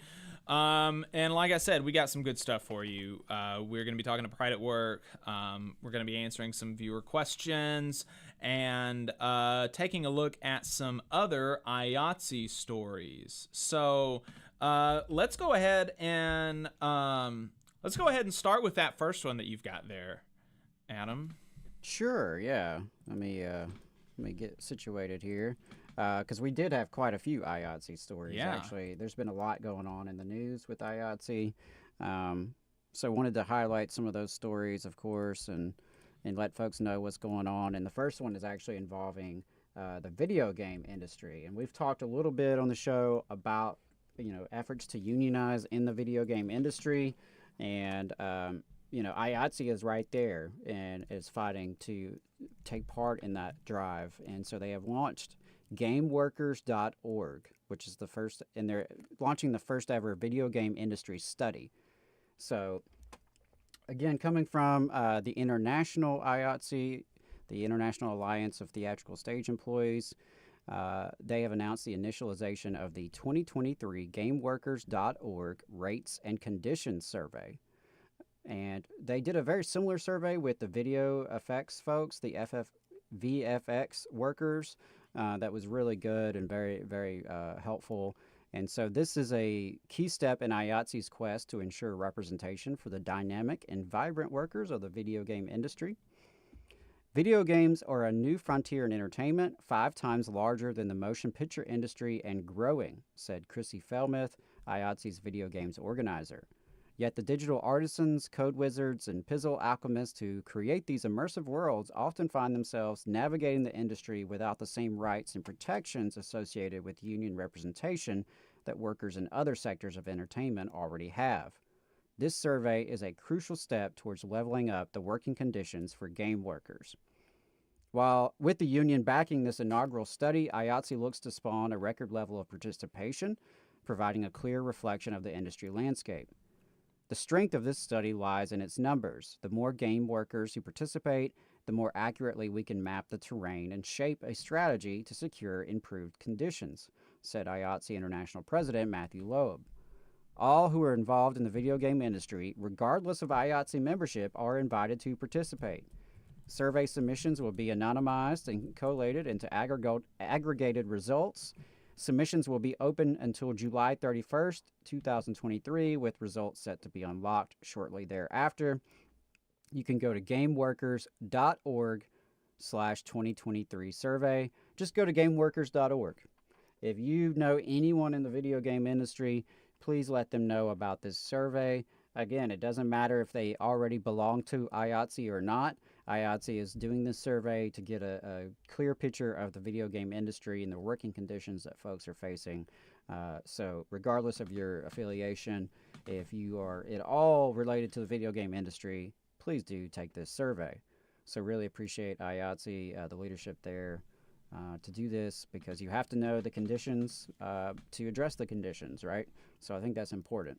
Yeah, and the video game industry, I didn't realize that it was larger than the movie industry at this point. And right. the probably the most well-known, even though it's not that well-known, but the issue that I've seen covered the most in the video game industry is crunch. And that is the time, like kind of right before the video game goes live, where the company has compulsory overtime during the development of the game. I mean, this is such a widespread issue, and it's so well known that it's got its own Wikipedia page, right? And so, so this is really an issue, and the Wikipedia page has sources showing that, 65 to 80 hours a week for extended periods of time without any overtime, because these people are typically hired on as salary employees, so they don't have to pay for hours worked over 40, which is absurd. But I'm familiar with people in other industries that are quote unquote salary, and so they don't get paid for hours worked over 40. And so, the need for unionization is real in this industry, and definitely take the survey. Yeah, absolutely. Sure. Absolutely. So I think that we have a caller on the line, and we should be able to talk to them before Pride at Work, unless they're already on the line. Let me check here. I think we do have both a caller and I think we have our guest on the line. Okay, so let's go ahead and let's go ahead and talk to Pride at Work, since we had them slated. And caller, we will be we'll pick you up as soon as we wrap up this interview. Should be 30 minutes or so. Yeah, absolutely. Right. It just worked out that way. So I will take it away with our interview with Pride at Work. Really looking forward to this. Let me get my notes out. Sorry about that, y'all. So let me adjust our camera. I'm just having some issues today, y'all. I don't know what's going on. Just, be patient with me. I don't know why. Today is just, the day.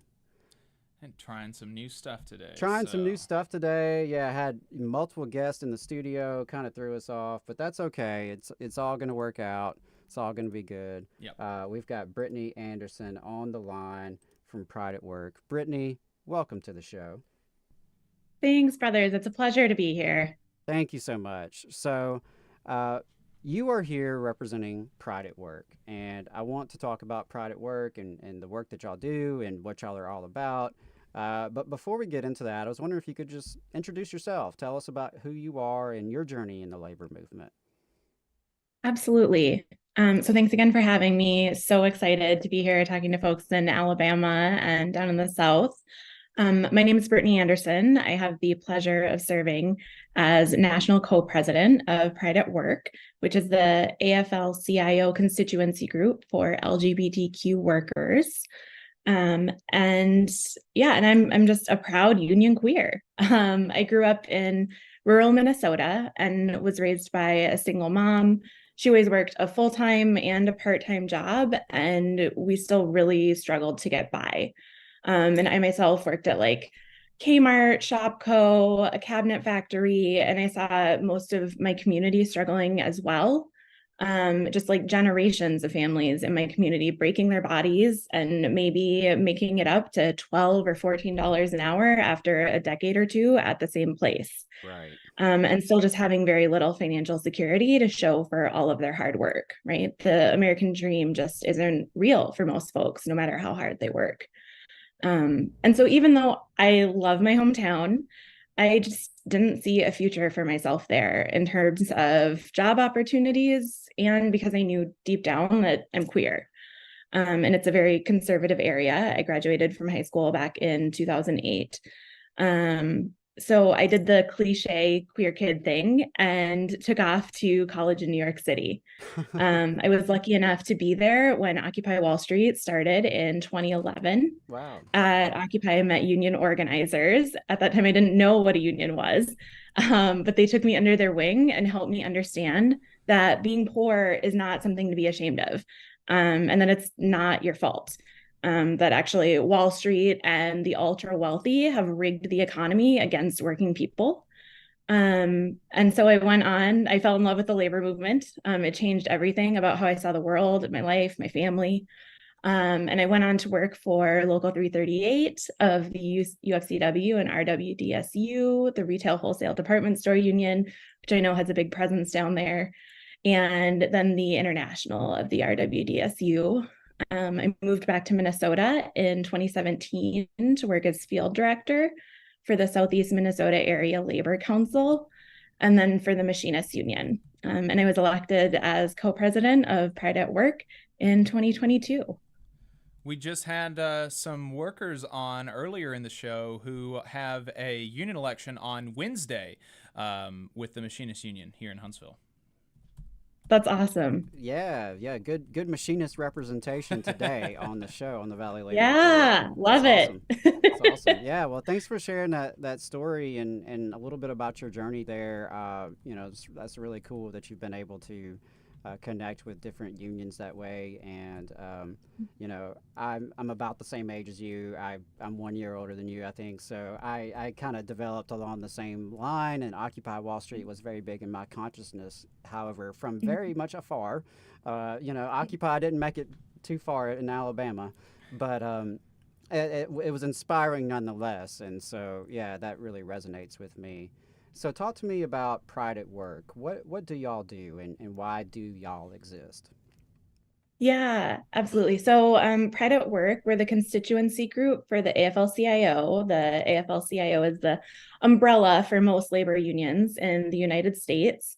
And so we're the constituency group for lesbian, gay, bisexual, transgender, and queer workers. So we build queer and trans union power. We have 29 chapters across the country and several more in early stages of organizing, including in some of your neighboring states there in the South, and we would love to see an Alabama chapter. So our chapters have a lot of autonomy to work on the issues that are most important to them. So it looks different across the country in a lot of cases. One thing we're doing as a whole organization right now is our chapters have adopted over 75 union Starbucks locations where we provide solidarity to those local Starbucks Workers United union siblings whenever they need us. Like right now, they're going on a nationwide strike, which is such an exciting and powerful moment. In Washington State, one of our chapters started the local Pride Festival because there was just nothing being done for Pride. We have other ones who work on local and state legislation. So sometimes it's passing like a municipal ordinance to make sure that trans and non-binary folks have access to safe and comfortable bathrooms at the local library, for instance. We also provide a lot of training and guidance to unions on how to write and enforce contract language that protects queer and trans union members, and to make sure that the union healthcare benefits cover gender-affirming healthcare. You can find lots of good information on that on our website, including model contract language. But we're always happy to answer questions. We field a ton of informal phone calls from cis straight union leaders and reps who really want to do right by their LGBTQ union siblings, but just like aren't sure how to best handle a situation or what the right words are to use. So we love being a resource. We also have a phenomenal LGBTQ plus 101 training that's geared toward, union leaders, reps, stewards, anyone who wants to learn how to stand in solidarity with queer and trans coworkers. We do cover topics, like pronouns and bathroom access, but it's also about grounding ourselves in union values and recognizing how homophobia and transphobia in the workplace undermine everybody's collective bargaining power. You don't have to like us or agree with everything, but it's actually in your own self-interest to make sure that all of your coworkers have respect, safety, and healthcare that covers all their needs. Absolutely. I couldn't agree more. And, for me, I think the answer to bigotry is solidarity, that, an injury to one is an injury to all. And, something I've said on the show before is like, you don't have to understand everything about other folks. You don't have to know everything, about gender theory or queer theory. Like, you don't have to be an expert in all that to know everybody should be treated respectfully and be treated with dignity. Everyone deserves, equity in the workplace, and to be paid fairly and to be treated well in the workplace, to have health care, right? We can agree on those common values regardless of like what prior knowledge you have coming into these conversations. And I think it's really cool that y'all serve as that resource for folks. Because if you're a straight white guy like me, there's a lot that you just maybe don't know. Not because you don't want to know, but it's not my experience. And so we only can go off our experiences, but that's where having relationships with diverse folks can really be so huge, and we can learn from one another. So I think it's fantastic that y'all are that resource for folks, providing sample contract language and helping union leaders like wrap their heads around these issues that maybe aren't necessarily always on the front burner for them, right? A lot of union leaders are maybe experts in pensions, but maybe not how transphobia is affecting folks through legislation. So I think that's great that y'all are there. And something you talked about was Starbucks, and I was wondering if you could talk a little bit more about Starbucks, because y'all have been pretty involved. You mentioned the kind of like the adopt a store, adopt a union that y'all are doing, which I love that idea. But y'all have been involved with Starbucks a little bit, and Starbucks is relevant, right, because of the makeup of the workers at Starbucks, right? Yeah, absolutely. So I used to work at Starbucks. And so I know firsthand that an overwhelming amount of Starbucks workers are LGBTQ. It's we sort of joke that we have a couple of token straight coworkers at Starbucks. And I think Starbucks Workers United did a survey and found out that of the folks who have been leading the organizing in their stores, I think it was 63% of them are queer or trans. So, I mean, that's huge, given that, we estimate about 1 to 2% of the population as a whole is trans, and about 10% identify as queer. So 63% of the leaders organizing Starbucks are LGBTQ, which is just phenomenal. Yeah, and it's not a coincidence by any means. I think when you're queer or trans, you sort of have to start questioning authority a little more from very early on. Just to survive, you have to sort of learn how to organize, how to stand in solidarity with other people. So I think when we get to an age where we start working, and when we see anybody being treated unfairly, we're more sensitive to that because we've experienced it. And so, yeah, all of that makes us like really natural union organizers. I think we've always been at the forefront. We just haven't been quite as out and visible as the leaders. But there's a tremendous amount of queer labor history where we've been leading. And our community faces huge disparities, whether it's in wage gaps, access to respectful, affordable healthcare, housing, so many different disparities. And a union contract is like the great equalizer, right? Like equal pay for equal work. So we're low-hanging fruit for a bad pun, for union organizing. And so Starbucks workers have run with this in a way that is just so exciting and inspiring. This is the type of giant company that has a reputation as progressive, which they're very much exposing that at the end of the day, corporations only care about profit. And they only do like progressive things when they think it's in their interest for good PR. So this weekend, Starbucks workers kicked off in Seattle at the headquarters roastery for Starbucks, a strike wave across the country. So it's over 150 stores that are participating, which is over 3,000 union members. And, at Pride at Work, we're mobilizing, and I know a lot of the labor movement is mobilizing to make sure we support folks showing up on those picket lines. A lot of folks are also doing marches in Pride. This is the biggest weekend, I think, for Pride in the country. So, yeah, it's very exciting to see.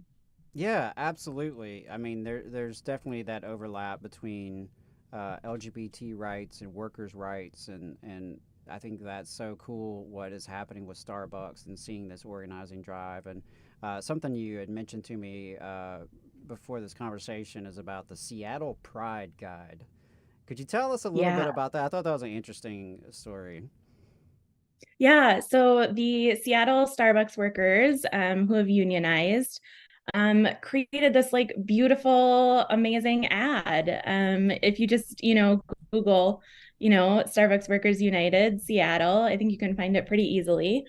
just asking Starbucks to come to the bargaining table to stop silencing queer and trans workers, because, Starbucks for years has held itself up as being such a queer-friendly company, supposedly, and it's been standard practice for, years. I worked there over a decade ago when it was standard practice to decorate stores for Pride then, but now this year they're making workers take down Pride flags and stuff, which is just like really, really sad, because it's actually the baristas who create that sense of culture, and make it have that community feel. And that's why customers go there, right? There's the liberal trope of, the latte drinking liberal for a reason. But we're showing, in Starbucks actions that it's not true. And so these workers, met the deadline, and I think it was over 23 organizations, including Pride at Work and some international and local unions, and the State Federation of Labor there, all co-signed and sponsored to put this ad in the Seattle Pride Guide calling for Starbucks to bargain in good faith to stop silencing their queer and trans workers, and do right by them. And well, and I can just say that they're doing that here in Alabama, which, maybe Alabama is kind of the least surprising state that they would do this to workers at Starbucks. But we went to last week the Iron Workers Southeastern Apprenticeship Competition, where we saw apprentices from across the South kind of compete, and it was a lot of fun. And on the way back, we passed by the Scottsboro, Alabama Starbucks location, where workers won their union election probably almost a year ago now, and so we've got pretty strong ties to some of the people on that organizing committee. So since it was on the way back, we figured we'd stop by, get a coffee, and see how they were doing. And they told us exactly the same thing that you're telling us here, that they had created some pride decorations, and their management told them to take it down. So which and somehow Starbucks is out in the press saying that this isn't true, even though workers at now hundreds of stores are saying that this is true, but Starbucks is somehow denying it still. Right. The workers are taking videos and putting them on the internet of their managers making them take down the decorations. Like, the evidence is there. That's probably what it is. It's AI. Yeah. And with this ad in Seattle, the Seattle Pride Guide opted not to publish it. Starbucks is one of the biggest sponsors of Seattle Pride. Wow. I think that you can connect the dots pretty well there, right? That they don't want to piss off their corporate sponsor. So they decided not to publish an ad that was by queer and trans workers. That's horrifying. What is Pride even about? Right. Yeah. That kind of goes to the corporate, the corporatization of Pride. And we've seen that with Juneteenth as well, just recently.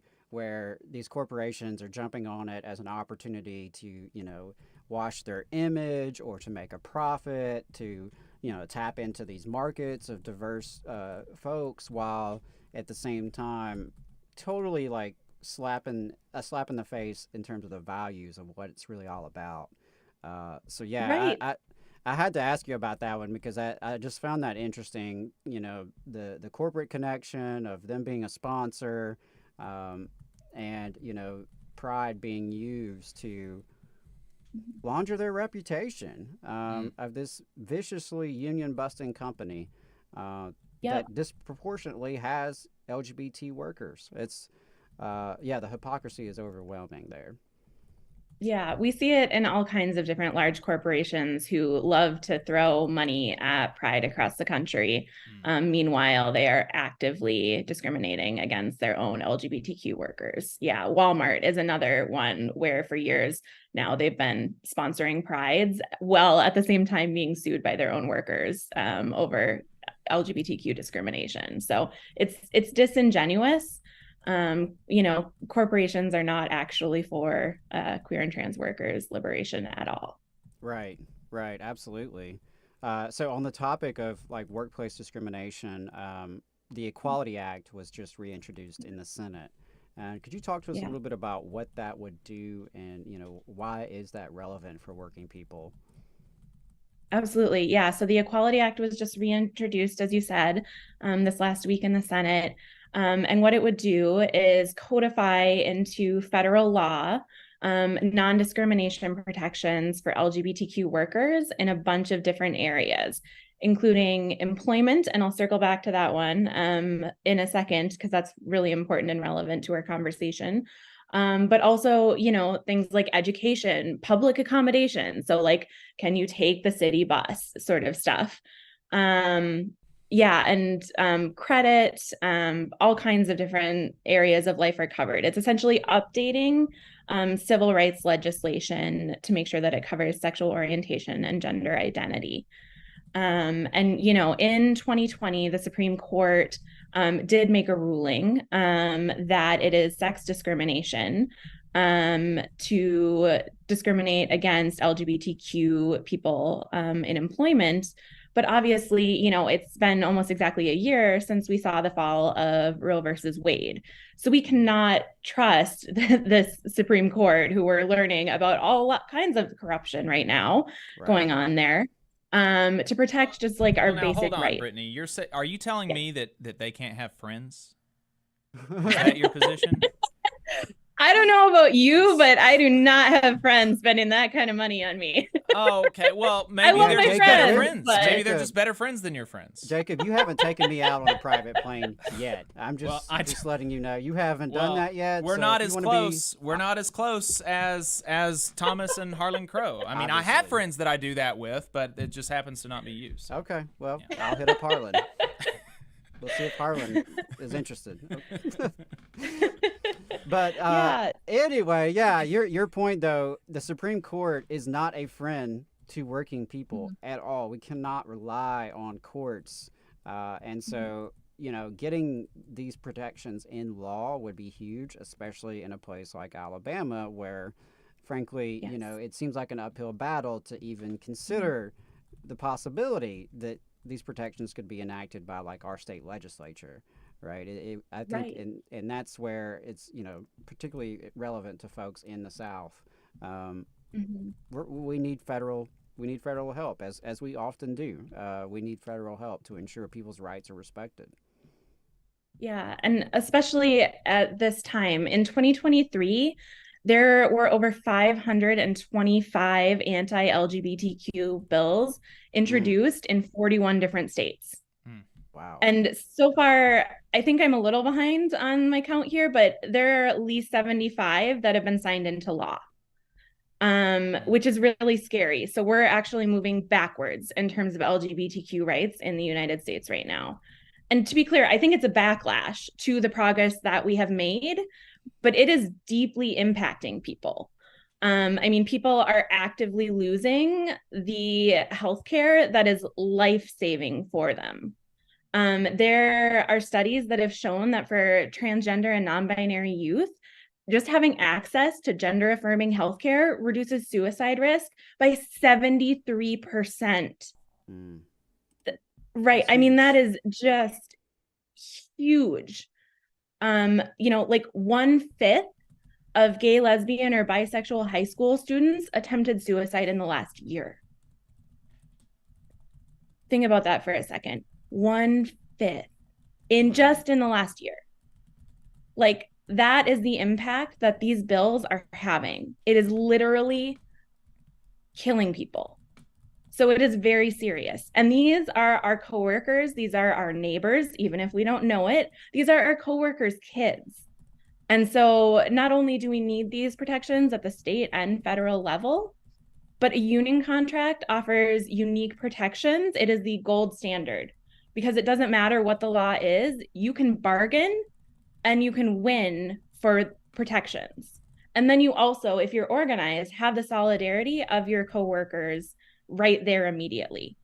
You know, we do want federal protections, but going through the EEOC to file a discrimination complaint is a multi-year process. You have to hire a lawyer, all of these things. It is not pleasant. But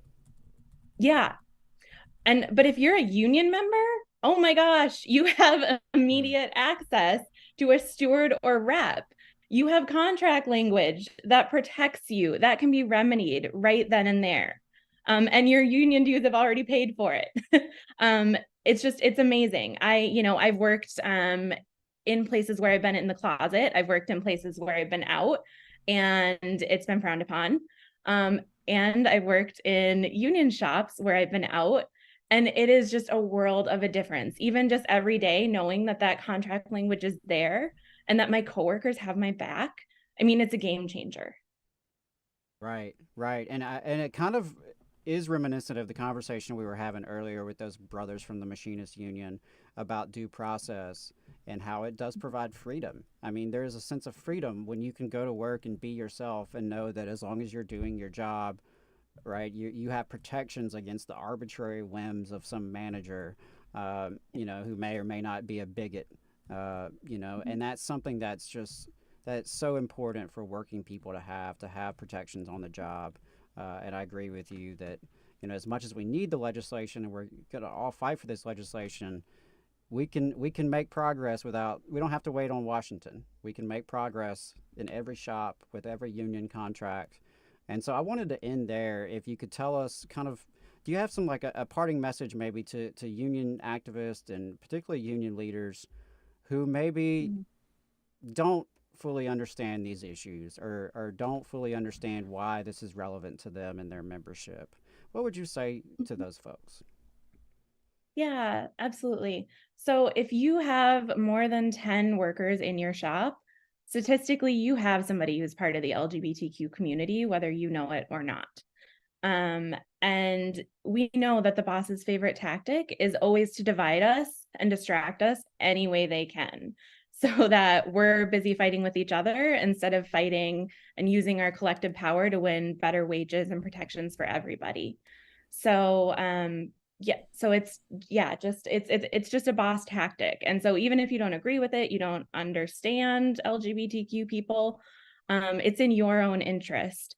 And it strengthens your collective bargaining power to stand in solidarity and, stick to those principles of the labor movement that every single worker, without exception, deserves respect and safety and affordable health care. Like you said earlier, an injury to one is an injury to all. And so we're here as a resource. You don't have to know how to say the right thing. We're not going to judge you for that. We're just thrilled that you are calling and reaching out to us. You can always find us at prideatwork.org. We have phenomenal staff. As leaders, we take a lot of these calls too. And so, we're here as a resource because we want to fight for the entire labor movement and the entire working class. Awesome. And remind us again, where can folks find you all to get plugged in? Yeah, so prideatwork.org. We're also on Facebook, Instagram, Twitter for the moment. We may not stay there forever. Yeah, understood. Well, Brittany, thank you so much for your time this morning. Thank you for all the work that you're doing on behalf of the movement. And I really, really encourage folks to follow Pride at Work and follow what they're doing and use this resource that we have available for our unions. Y'all are doing great work, so keep it up. Thanks a lot. Thank you so much, brothers. It was a pleasure. Yep. Enjoyed it. So, Adam, lest you think that I created that interjection about not allowing Supreme Courts to have friends on my own, I did not. I was reminded of a tweet from a literal person who actually unironically believes that. Oh, wow. That was so someone actually... Yes, so here's the quote. Here's a quote from Yaffee. Oh, Lord. Not... Okay.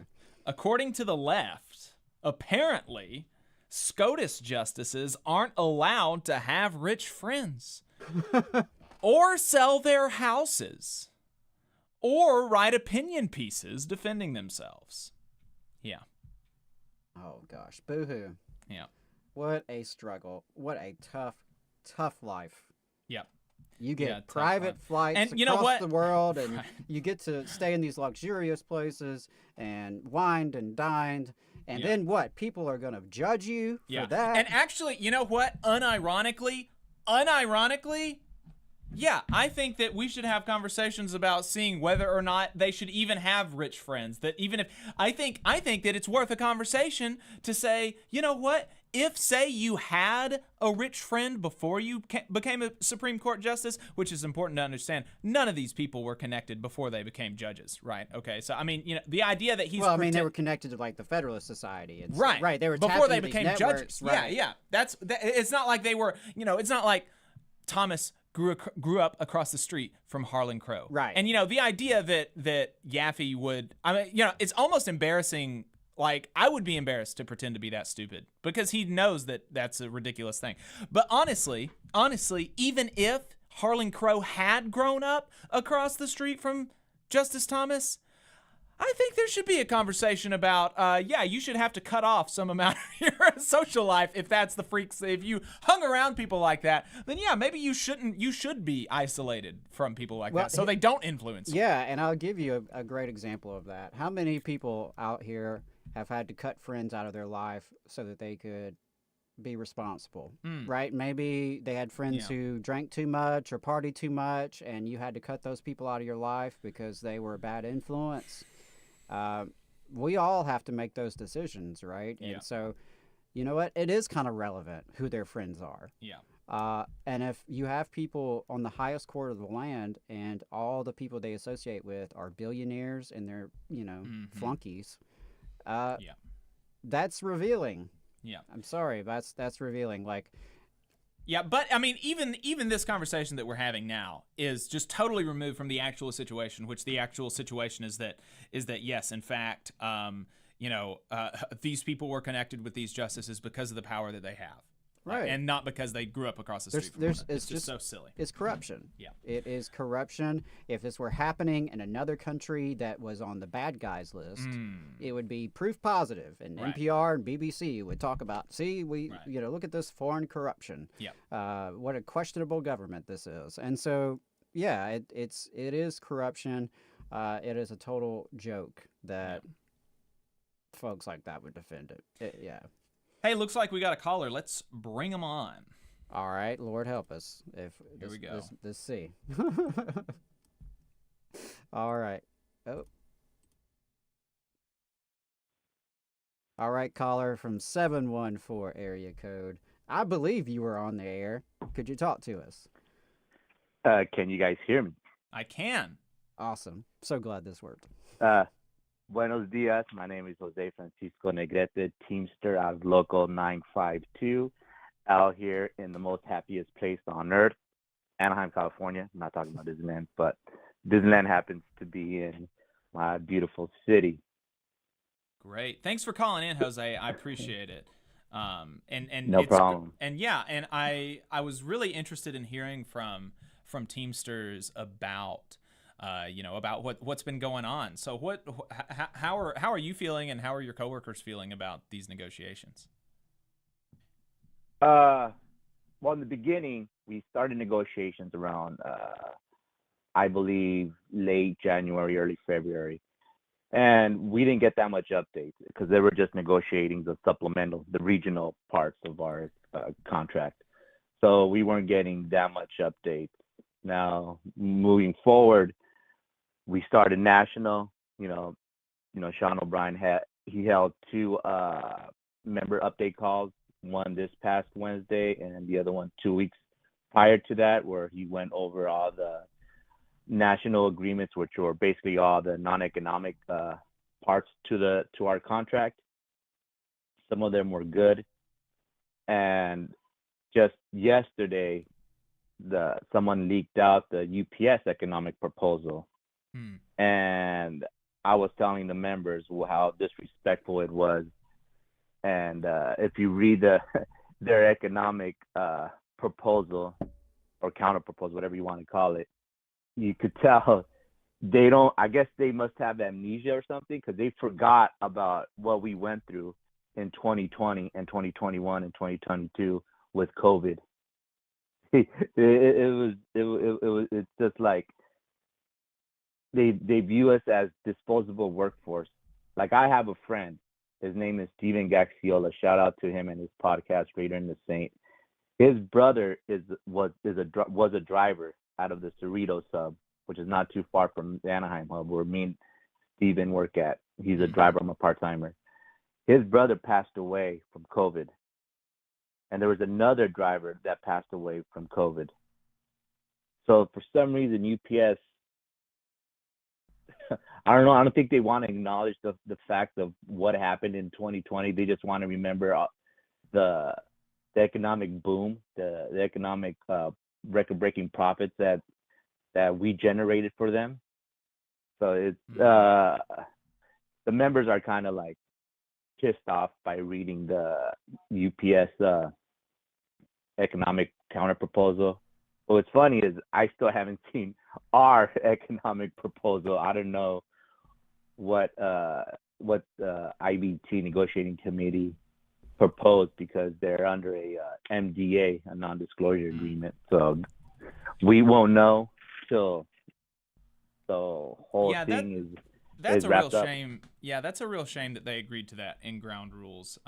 But theoretically, I mean, this leak of the UPS proposal is a violation of that. But I mean, it is. I'm not worried about that. But yeah, you can find it if you're interested, folks who are listening. You can go on Twitter and search for @UpsurgePod, and they've got pictures of the agreement and just to lay out some of this stuff.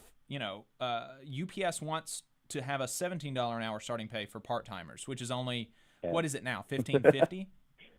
Yeah, $1.50 rate. I mean, it's crazy. They also want to be able to do a reverse cost of living increase in the case of an economic downturn. Yeah, I mean that boggles the mind. Yeah. They want to keep market rate adjustments, which are non-contractual pay raises they use to bait workers. Only problem is they can take them away whenever they want. Thousands say wage cuts last year up to $6 an hour. No new full-time jobs, which was a major demand of the Teamsters. Part-time workers can go over a decade without the ability to get full-time jobs, which you know very well. Package car drivers' top rates will be cut, get this, from $42 an hour to $32 an hour.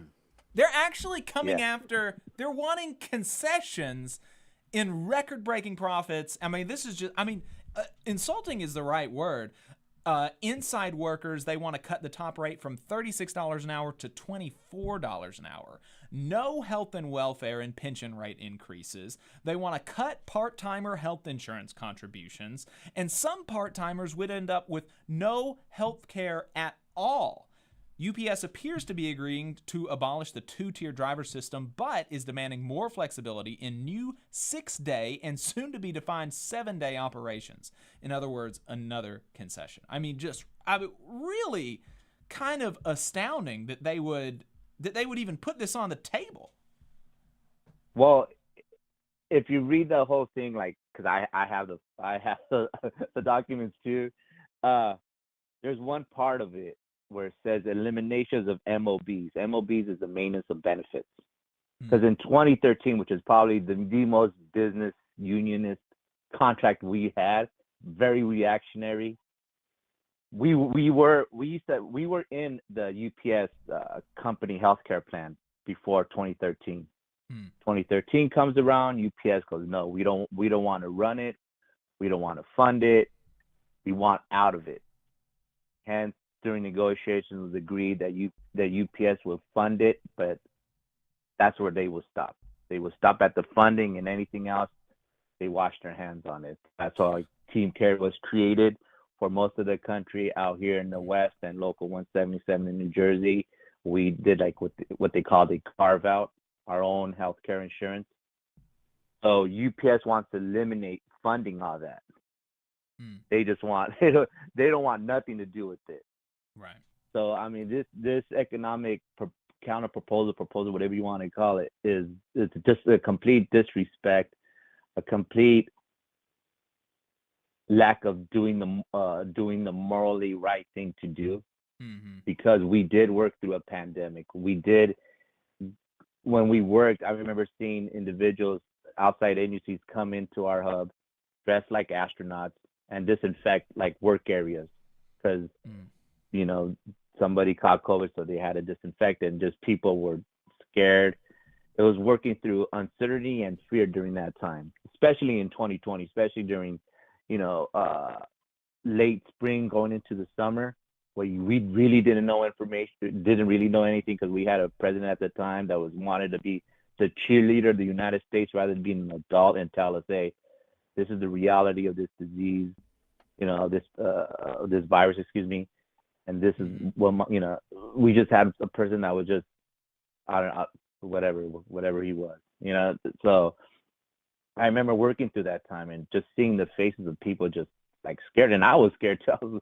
I wore double mask at that time, and I was just like, because my mother is in her 70s, so I don't want to get my mom sick. I have a son at that time. He was 12. I don't want to get him sick. So, I would come home. My mom would have a disinfected spray, and she would spray me down, spray all my clothes, just in case.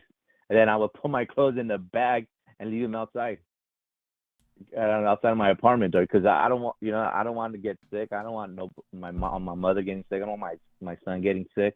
Right. And some of us unfortunately got sick, and they're still feeling the effects. And some of us passed away, which I guess UPS must have forgot that some of us passed away while doing our job.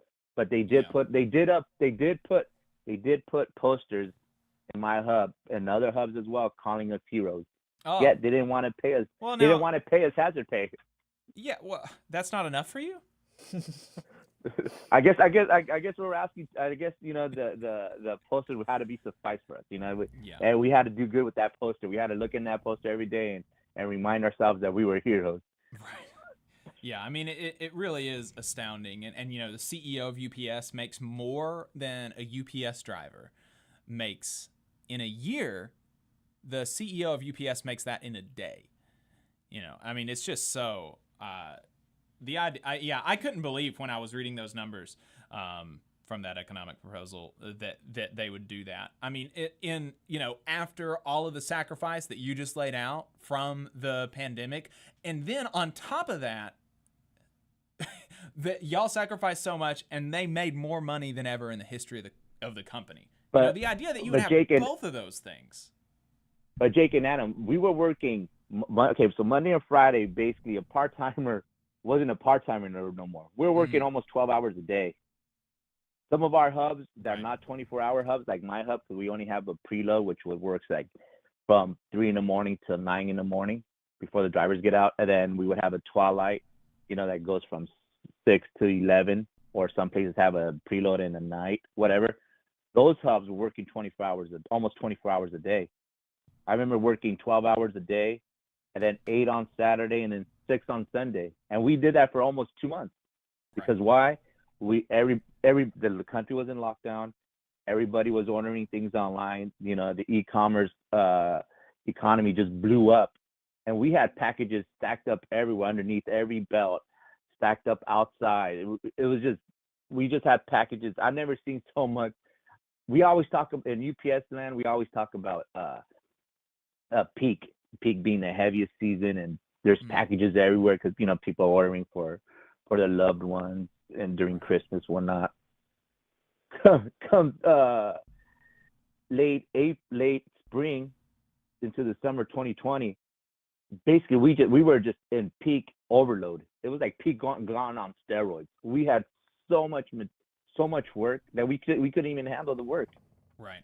It was just we were sacrificing everything we got, and we were called to come in like at, for example, I would come in at 11 in the morning because I would do the setup, or 11:30, and I wouldn't leave till like 12, like right before my 12th hour. Cause I'm like, I don't want to take a second lunch. I just want to go home and rest, But that was our job. We had to do our job during that time, and UPS doesn't remember that. It's just a complete disrespect to all the UPS workforce, all the drivers out there that sacrificed for their families that probably got sick because they were doing their job during that time.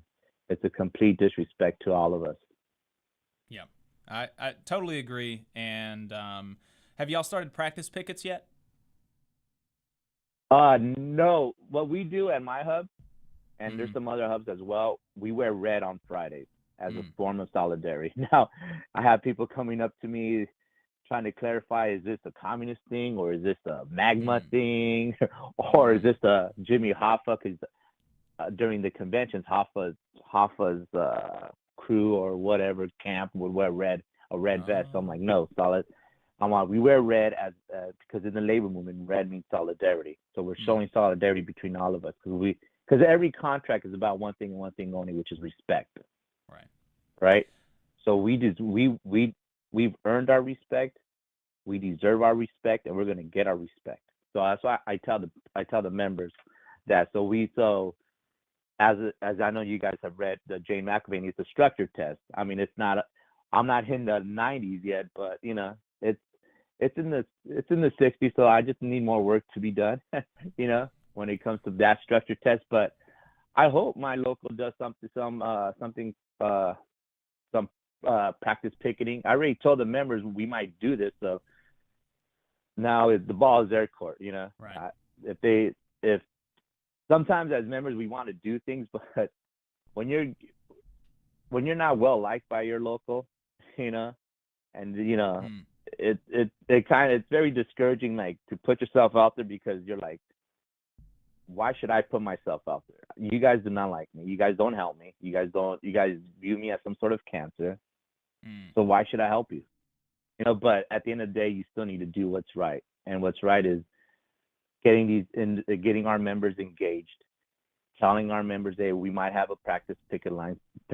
So if you start at 6:45 or 6:30, I guess this week is the latest start time, then you come in, you know, at 6 and you will practice picketing. You know, or it could be the conversation is, after reading all that UPS economic proposal, you have to start saving. I've saved money, and I've been telling members to save money, but now I'm really telling members to, you know, you really need to save money, because there might be a chance that we might hit these streets. I didn't think we were, but after reading that, it just seems like, and according to Carol Tomei, when she got on CNBC, she said they weren't far apart. Now, you read the economic proposal. No, we're not even on the same. We're not on the same universe. We're in two different multiverses. You know, using MCU canon talk. You know, we're in Earth 666, and they're in Earth 215 or whatever it may be. You know, we're not in the same universe. So I'm telling the members, like, yeah, you really now to start saving money. If you have it now, you need to. Absolutely. I mean, we still got 37 days more to go. So. Yep, like 5 weeks. Yeah. July 31st. Thomas Lupton in the chat is another Teamster. He said that we were told that Teamsters pay to maintain our insurance plus $500 a week strike pay on day one of a potential strike. So definitely important to keep saving, but that will be helpful. Well, yeah, because he might be in Team Care, and Team Care, they have a strike clause. Out here in the West, we don't. Out here in the West, we have one punch a week, because, like I said earlier, with that MOB, UPS would just give you the money, but they didn't want to administrate it. So we had to, you know, in the company plan, everybody used to have a 1 month punch rule. We'll just have to punch once a month and keep our insurance for that month, for the following month. And that was it. Now, come 2013, the most concessionary contract of them all, here comes Team Care, and we do our carve out over here called the Western Region and Local 177 Healthcare Plan. And we went from one punch a month to one punch a week. So theoretically, if we go into that second week, by the third week, we'll have lost insurance. If we go into that third week of the strike, I believe we will lose our insurance. You know, so that's what is scary for us. I just hope our committee that oversee our healthcare plan will meet and then come up with some sort of strike clause where it says, you know, in lieu of a strike, or in case of a strike, members will not lose their insurance for at least a month. You know, but everything's so uncertain right now because everything is so fluid, and they're just focusing on the negotiations. So I hope our representatives that sit on that committee, go have an emergency meeting and then propose that, and we'll see what happens. But I'm just hoping on that end. Yeah. Jose, appreciate you taking the time to call. Thank you. No, thank you guys. Thank you for having me. Yep. Yeah, appreciate you, brother. Adam, we got another person on the line. All right. Let's bring them in. How are you? Adam and Jacob, how are you? It's Infinite. Hey, Good morning. Infinite Content, good morning. Or good afternoon. Good Absolute fucking arrogance of the UPS negotiators. You tell me, they're like, our offer is that you all cut your raises when y'all make it for. Ooh. Yeah. It's amazing. I mean, I'm like the fucking balls to even put that out there when they've been getting record raises. All of the corporate board needs to be fired for cause for the amount of economic harm that's about to hit this company because they acted in a way that was not fiduciary beneficial for the company, and none of them need their golden parachutes or any of their settlements or what have you. That the Teamsters should really see. When I talk about defenestration, the guy who wrote that should be defenestrated out of a 10-story window. And once again, defenestration means throwing somebody out a window. Because I mean, if you brought that to anybody else, it's like, okay, so for your next couple of years, we want you to take a pay cut while you're making record profit. You lost your damn mind. Mm-hmm. I'm sorry. I was reading about this yesterday, and how their offer is, yes, we want you to go back to, we want you to work in much worse conditions, and us not pay you. Right. Oh my God, the hubris, the And then to say unmitigated gall. we're not far apart. Right. Yeah. Just go lie on live television. Like I said, this ain't even Marvel in DC. This is like the previous caller talked about different multiverses. I don't even know. These are completely different realms of reality that they're existing on, because somebody is smoking something.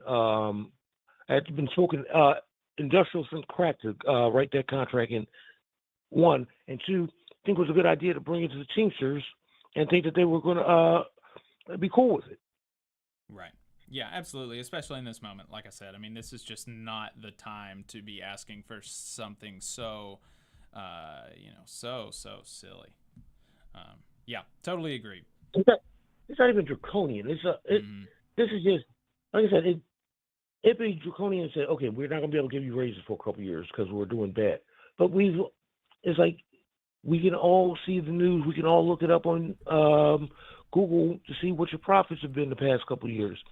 UPS, Amazon, FedEx, they've been making record profits these past couple of years because a lot of people have been buying things online and having shipped. Right. So you can't say that you ain't got the money. Right. We know you have the money. You're just thinking, okay, we're going to flex. This is the wrong time to flex and the wrong move to make, because I don't know. People are like, why won't UPS just use the USPS to get their packages done? Because the APWU might say, no, we're not going to go ahead and do this because we're not crossing the picket line. Mm-hmm. And Thomas Lupton just said it in the chat, FAFO, and they're really doing it. They're going to find out in a disastrous way, because I can easily see that this costs them hundreds of millions of dollars, which would be much cheaper than just agreeing to the terms of over the term of the contract. What the Teamsters want. Yeah, I mean, I think that I saw that a UPS strike would be something like $1 billion a day or something crazy. That sounds about right. Yeah. I read something along those lines where they handle such a significant portion of the commerce in the U.S. where it's going to be felt all across the board. Almost as this is going to be just as bad, if not worse, than the immigrant workers refusing to work in Florida. Yeah, absolutely. Infinite Content, thanks for the call. Appreciate it. All right. Solidarity, brothers. Yep, solidarity. Appreciate you. We got a couple of text messages last week. If you're listening to us as a podcast and you want to send us a question via text or through the voicemail line throughout the week, you are welcome to do so. The phone number is 844-899-TVLR. That is 844-899-8857. This first one is from Jack from New Jersey. Last week, after a year of canvassing, phone banking, and other organizing, my DSA chapter celebrated a great victory as our right to counsel and development impact fee ordinances, which provide legal services free at point of service to tenants funded by the development fees, passed unanimously at the Jersey City Municipal Council. I mean, that is big. At the same time, our neighbors in Newark added a rent increase cap for non-rent controlled units. Another huge win. There's also a good deal of labor tension around development in New Jersey. Concerns in Jersey City include serious unsafe working conditions and outsourcing of labor to non-union shops in different parts of the state. So, do you have any thoughts on what tenant organizers such as myself can do to build the coalition to deliver us the overfunded union public housing that I know we all deserve? And I think he meant underfunded there, but the question is, how do you build labor tenant solidarity, more or less? And Adam, as you have been in the, you've been both in like a community organizer type role and a labor organizer type role. And so what are some of your initial thoughts there about how to build solidarity between these two groups? Yeah, the first thing I would say is that I don't have a ton of background or experience or knowledge when it comes to tenant organizing. And so that's not a specialty, that I have by any means. It's something I'm interested in and hope to learn more about. And so my first thought is, from this comment, we probably should talk to some folks who are experts in this, right? Mm-hmm. And I think the same goes for Jack and for his comrades. There are people out there who are, smarter than us when it comes to this stuff, and could certainly be helpful, I think, in like devising strategies or maybe finding contacts. And so I always like to find out, okay, who knows what it is that I'm interested in? Like who are the experts, who has contacts that can help me? Mm-hmm. And a couple other things I would say is, the unions ought to be surveying their members to see where they live. And do they have mortgages or do they rent? Do they, have multifamily households? Do they multi-generational households? Like, I think our unions should be figuring out more information about us as members and the way we live. And I think that would be extremely relevant to this situation. And so, maybe the Labor Council there can do a survey of its membership and start talking this up at the meetings of the various member unions, and get members to participate and let folks know, where they live and what their conditions are. Because I think having that information would be extremely valuable. And so if there's a possibility for, the tenant organizing community and the labor organizing community to collaborate on some sort of survey, that would be even better, I think. So that's a couple of things I'm thinking. At the end of the day, organizing is largely about relationships and building relationships. And so, I would encourage folks who are trying to build this coalition to don't be afraid to have one-on-one conversations and small group meetings with folks and reach out to the folks, because you don't know until you know. And so don't be afraid to reach out to union folks, union leaders, even if maybe you're not really, super sure on how they're going to feel about this issue. I think at least building connections and having conversations can bring you further down that road of having a good coalition. And just, there are going to be distinct interests, right? And so the unions have to protect their members, and sometimes that can be in a sort of narrow sense, which can push up against like bigger picture issues. So there's always that tension that can come into play. But there again, I think that's where having relationships of respect and trust can really help break through some of those tensions. So those are a couple of thoughts. Find some experts and do your research. Research is very, very important.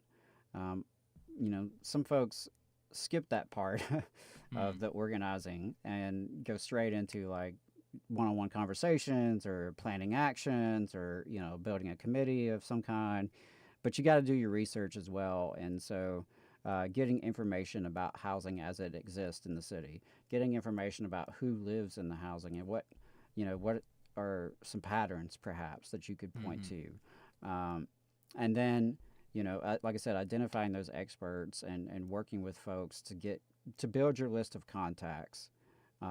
And talk with these unions and figure out, what are their priorities? Are they even thinking about this issue? Right. If they're not thinking about this issue, why not? Because it affects their members, obviously, right? I mean, where they live, how much they have to pay to have housing, that's very relevant to the unions, even if it's maybe outside the scope of their collective bargaining agreement or, their dealings with a particular employer. So there's common interest there. There's common ground to be found. And I think it sounds to me like there's really exciting organizing happening up there in Jersey City. So keep that up and keep the momentum going. And don't just sit back like, okay, we won some. Yay, we won. Like, it's easy to lose momentum sometimes when you're winning because it's, everybody gets tired. Folks get tired. Folks want to go out on top. They feel like they just won something and now they can kind of sit back. And but wins can create more wins if you really channel the momentum. And so I would say start with the relationships y'all have already formed with these victories, the development impact fee ordinance, the right to counsel ordinance, that's big. The rent increase cap, that's big. Figure out who was instrumental in that. Somebody was involved in getting that through, and it's not just the folks on the city council, the elected officials. They were being pushed by somebody, right? So those are just some thoughts I have around that. Again, it's not something in my expertise, but just some thoughts. And I really appreciate the comment, and I appreciate all the organizing that they're doing up there, and really wishing y'all a lot of luck in growing this coalition. Yeah, absolutely. And I would definitely I would definitely echo what Adam said about just calling people and just initiating conversations. I think that's a very powerful that can be very helpful, and keep track of that, keep track of it, keep notes, and map out who knows who and who and what union, and yeah, keep track of that for sure. Yeah, and because the connection that labor unions have to tenant unions, that worker organizers have to tenant organizers, is really pretty intuitive, right? And that connection is that workers have to live somewhere, and typically they live where they work, or a lot of times they live where they work. And if they were working in cities like New Jersey or New York, then they are faced with the ridiculous cost of housing, right?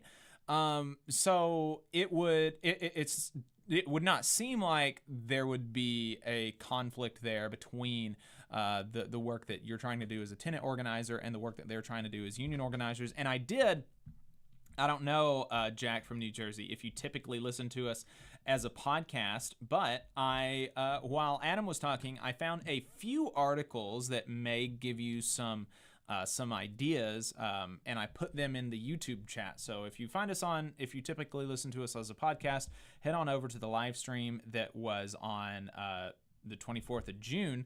And you can see in the YouTube chat 3 articles that I linked to. One was in Labor Notes. The title is Housing is a Worker Issue, Why the Labor Movement Should Support the Beyond Recovery Campaign. That's about, attempts to, secure affordable housing for union members. There was an article from May 26, 2023, pretty recently, in The Nation. Unions are stepping up to find a solution to California's housing crisis. And this is a fascinating thing here. And that is that in these industry, the Unite here is seeking an industry-wide agreement in Los Angeles that would include a 7% surcharge on restaurant meals and hotel stays to provide affordable Los Angeles housing to industry workers.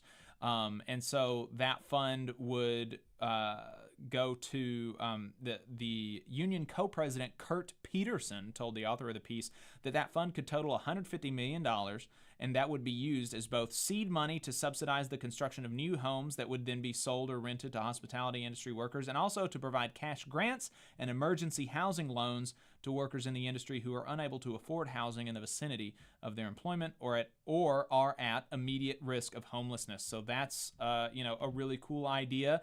And we just talked about, actually, and then the other one that I linked to was in These Times from 2018, How Unions Can Solve the Housing Crisis. So those are, and one of the ways to think about how they can help you is to think about how you can help them, and that would be to push for new development and but make it affordable, and push for that to be to have like project labor agreements, or mandated that it be done by union contractors and things like this. And of course, if you get the building, if you dangle new projects in front of the building trades unions, they're going to be much more likely to support. Beyond kind of some obvious stuff like that, Adam talked about on Shop Talk a while ago how back in the late 1800s and early 1900s, the Knights of Labor had a cooperative community in Birmingham, Alabama, where they built union house. The unions built houses for union members to live in at affordable rates. And so that is something that could be done today, that unions could create funds and could build small, communities that their members could live in. And I think that is happening in some places across the country, but I haven't been able to find off the top of my head while I'm doing the quick Google search. But it seems like I remember that's still happening in some places. And I'm wondering, could unions work with the community organizations to come up with community land trusts? And, right. Could unions be a part of that process? They have resources, they have members. I'm not an expert on community land trusts, but I'm really intrigued by them, and I think there's potential there. And so that could be another angle to explore. Yeah, absolutely. We got another text message. This one, the person did not identify themselves, but they said, "Hello, TVLR crew. I recently had the opportunity to hear an organizer from the UC Berkeley strike speak. While many view the strike as a victory, he underscored that the contract fell far short of their demands. He said the leadership was not as militant as the rank and file. To highlight this, he brought up one of their main slogans, 1 day longer. He said he appreciated the sentiment, but that it misses the mark because it paints the strike as nothing but a war of attrition when they should have been escalating. He gave several examples of ideas for escalation that I won't go into, but his comment made me think of the Brookwood strike. I remember the 1 day longer being a frequent slogan. I'd love to hear your thoughts on the subject. Does a 1 day longer mindset stifle escalatory tactics and rank and file militancy? If so, do you think it was one of the issues that ended the Brookwood strike?" And I think that you were right to call out the mindset as opposed to the slogan itself, because I think the slogan itself is fine. And especially the Brookwood, the one that they used in Brookwood could actually play really well into having an escalatory mindset and a militant mindset, because they would say not just one day longer, but they said one day longer, one day stronger. And so, there is, there's a way that you could interpret that to be that, we're going to keep building during the strike. But, I think that you could tell from the outside that really wasn't done. And I couldn't tell you what the reason for that would be. I don't know if there wasn't enough support from the members to do anything more militant, or if the union was too worried about the potential financial penalties, which would be real, right? Doing something like that in Alabama. And so, absolutely the lack of escalatory tactics is one of the issues for sure, I think. And I think that they would tell you that. And I think even the people who made the decisions to not escalate would say that was one of the contributing factors, because, and they would just say that they would probably just say that they couldn't escalate, that it just wasn't an option really. And I don't know that I would agree with that, but I don't think that they would disagree with that. And so, but it is important, especially today, to not view a strike as simply not going into work. You do have to do a lot more, especially when you're facing these international, multi-billion-dollar corporations, right? If you striking at one workplace, even 1,000 employees, as we saw in Warrior Met, if they have a lot of cash reserves or other places elsewhere, then they're going to be able to wait you out. And so you have to be able to do some other stuff. You have to either expand the strike, or you have to figure out some way to hurt their profit. And in a lot of cases, just simply not going into work is not going to be enough to move the company. Yeah, all I'll add on that is, if you're at a situation where you are locked into a war of attrition, and it appears to be like that's how it's going, and there is not really escalation or new tactics coming down the pike, it's just sort of who blinks first, I would say that's probably not going to be advantageous for the union, because in almost any circumstance, the company will be able to hold out longer simply because they have capital. Yep. They have access to capital. They have their own capital, and so they can eat a loss for a while, and can probably hold on longer than any given union traditionally. I mean, there could be exceptions, of course. Maybe a small company and and a large union could maybe there's differences there, but certainly with Warrior Met Coal. Yeah, they had massive coal reserves. They had the price of coal skyrocket. They had, access to, all the capital of the world, more or less, with BlackRock and things of that nature. So I get where you're going with this, though. I think if you're right, I mean, thinking about like World War I, where on the Western Front, it was just kind of a war of attrition stalemate for years. And, very little would actually get accomplished. Very little territory would change hands, and folks would climb up over the trench and get slaughtered in no man's land. And, maybe a couple of inches here or there would change hands. And that's kind of how the fighting went for years. And in a war like that, typically the bosses are going to be better resourced and better able to withstand that kind of war of attrition. And so, I think if you find yourself in that situation, that's not good. It's probably does not bode well for your ability to have success. And so maybe there are other tactics you can try. Maybe there's a different strategic approach, you can take to, like you said, address the company's ability to profit, or your ability to engage your membership and build power there. Maybe there's new actions you can try. I think if you find yourself locked into a war of attrition, and it's just, hey, we got to hold out one day longer than the company, see if there's anything else you can do, because I think that is going to be a hard fight to win. And even if you win, will you come out stronger on the other side? And that's something that's important as well, is when unions go on strike, ideally, you win the strike and you come back from the strike not only victorious, but actually in a better position than you were previously, with more engaged membership, more loyalty among your membership, and you know, maybe higher membership density.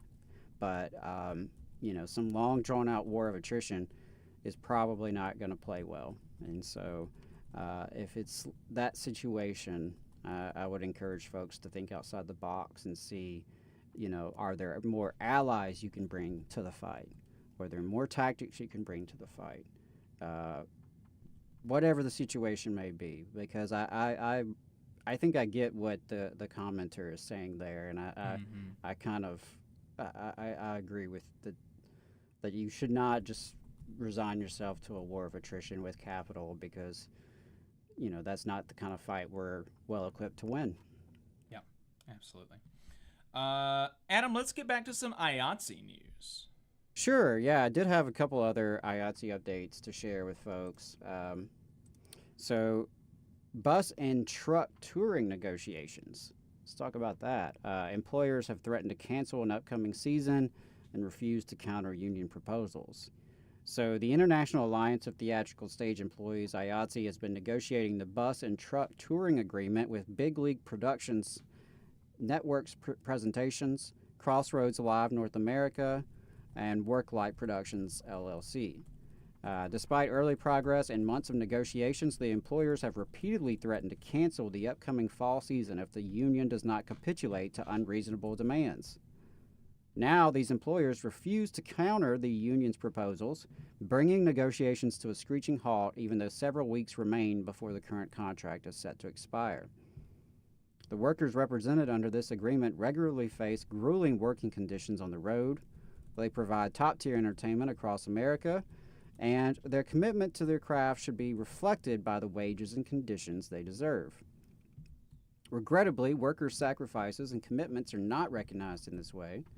These negotiations must address the workers' core priorities in order for the members to ratify a new contract. The workers have made it very clear from the beginning. This contract must achieve better wages, per diem, and single occupancy lodging to ensure these devoted workers can rest and recover between stops. Rather than acknowledging the intensity of life on the road and valuing the workers who deliver extraordinary theatrical productions to audiences nationwide, these employers have repeatedly issued comments threatening the upcoming touring season. This stance illustrates a disconcerting focus on profit margins over a commitment to the art of theater. IATSE strongly condemns these thinly veiled threats and remains dedicated to protecting and promoting the rights of our workers and protecting the cultural institution that is touring theater.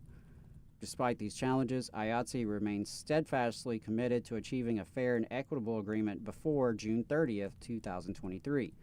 We will continue to urge these employers to consider our request at the negotiating table and work collaboratively towards an agreement that prioritizes the well-being of the dedicated workers they employ and the entertainment of enthusiastic audiences around the country. So, disappointing news to hear that with the bus and truck touring negotiations for IATSE. Again, the contract expires June 30th, so we'll see if a deal can be worked out before then. But as someone who, as a local stagehand, obviously I work alongside road crews pretty much every gig that I work, and my hat goes off to them. It's not something that I would feel good about doing. You know, typically it's like it's a very huge commitment to be out on the road and tour, and those folks have a lot of time away from their family. They work very bizarre schedules where they have limited rest, limited time, you know, to themselves, limited time to take care of themselves, and so, you know, they certainly deserve a good contract. The lodging, I really hope they can get that in as well. So definitely sending our love and solidarity to the IATSE members fighting for a contract with these bus and truck touring companies. And while we're on the subject of IATSE, also wanted to mention an update regarding the writer's strike. So the General Executive Board of IATSE unanimously approved $2 million to be distributed through industry-recognized charities to support IATSE members in need during the ongoing writer's strike. These funds have been specifically earmarked for the Motion Picture and Television Fund, the MPTF, the Entertainment Community Fund, and the AFC, formerly the Actors Fund of Canada. IATSE International President Matthew D. Loeb said, "For those who are struggling, you are not alone. The 170,000 kin of our alliance are with you, and help is available. We trust these proven industry charities to deliver this much-needed support directly to IATSE members who need it most, and we will continue to explore all avenues to provide necessary assistance to our members as they weather the storm during the writer's strike." The move echoes a similar measure taken by IATSE in the early days of the COVID-19 pandemic, when IATSE committed $2.5 million to assist members displaced by the near complete shutdown of live events in motion picture and television production in 2020. The funds earmarked by the union will be specifically for IATSE members in need. So really glad to see some resources being devoted because as the writer's strike drags on in its second month here, of course, a lot of folks are losing work. It's not just the writers, but everyone else on the production, which includes the IATSE folks. That includes the actors, the directors. A lot of workers are being impacted by this situation where Hollywood does not want to negotiate a fair contract with their writers. And so, it's unfortunate that we've got IATSE members and SAG-AFTRA members and others who are out of work because of this, but we should never forget who's responsible, and that is the corporations here. The writers have made very reasonable demands, and it's past time to pay them and to meet them at the table and resolve a fair contract so that everybody can get back to work in the entertainment industry. Yep, glad to see it. So, Adam, you want to hit another story or two, or you want to go ahead and wrap it up? I didn't have anything else this week. So, yeah, unless Okay. you did. I've got a couple stories I'm going to save, I think, for next week, talking about the NLRB and the NCAA, a little sports discussion, but I think I'm going to save that for next week. And same with, for pre-K, this is just a very quick hit that I'm happy to share. And that's that the governor's office, Governor Kay Ivey, has been kind of going around the state and making a big deal out of pre-K expansion. So Alabama's first-class pre-K program will expand in 30 counties this fall, and it's going to add 69 classrooms, which equates to more than 1,200 seats. That's good. That's great. I love to see it. Alabama's pre-K program is very well renowned. It is very successful. We know that pre-K, access to a pre-K, high-quality pre-K program is very beneficial for the young people. They tend to do better in school, having gotten that good head start. We also know it's a huge relief for families, right? That's a whole year of childcare you don't have to pay for.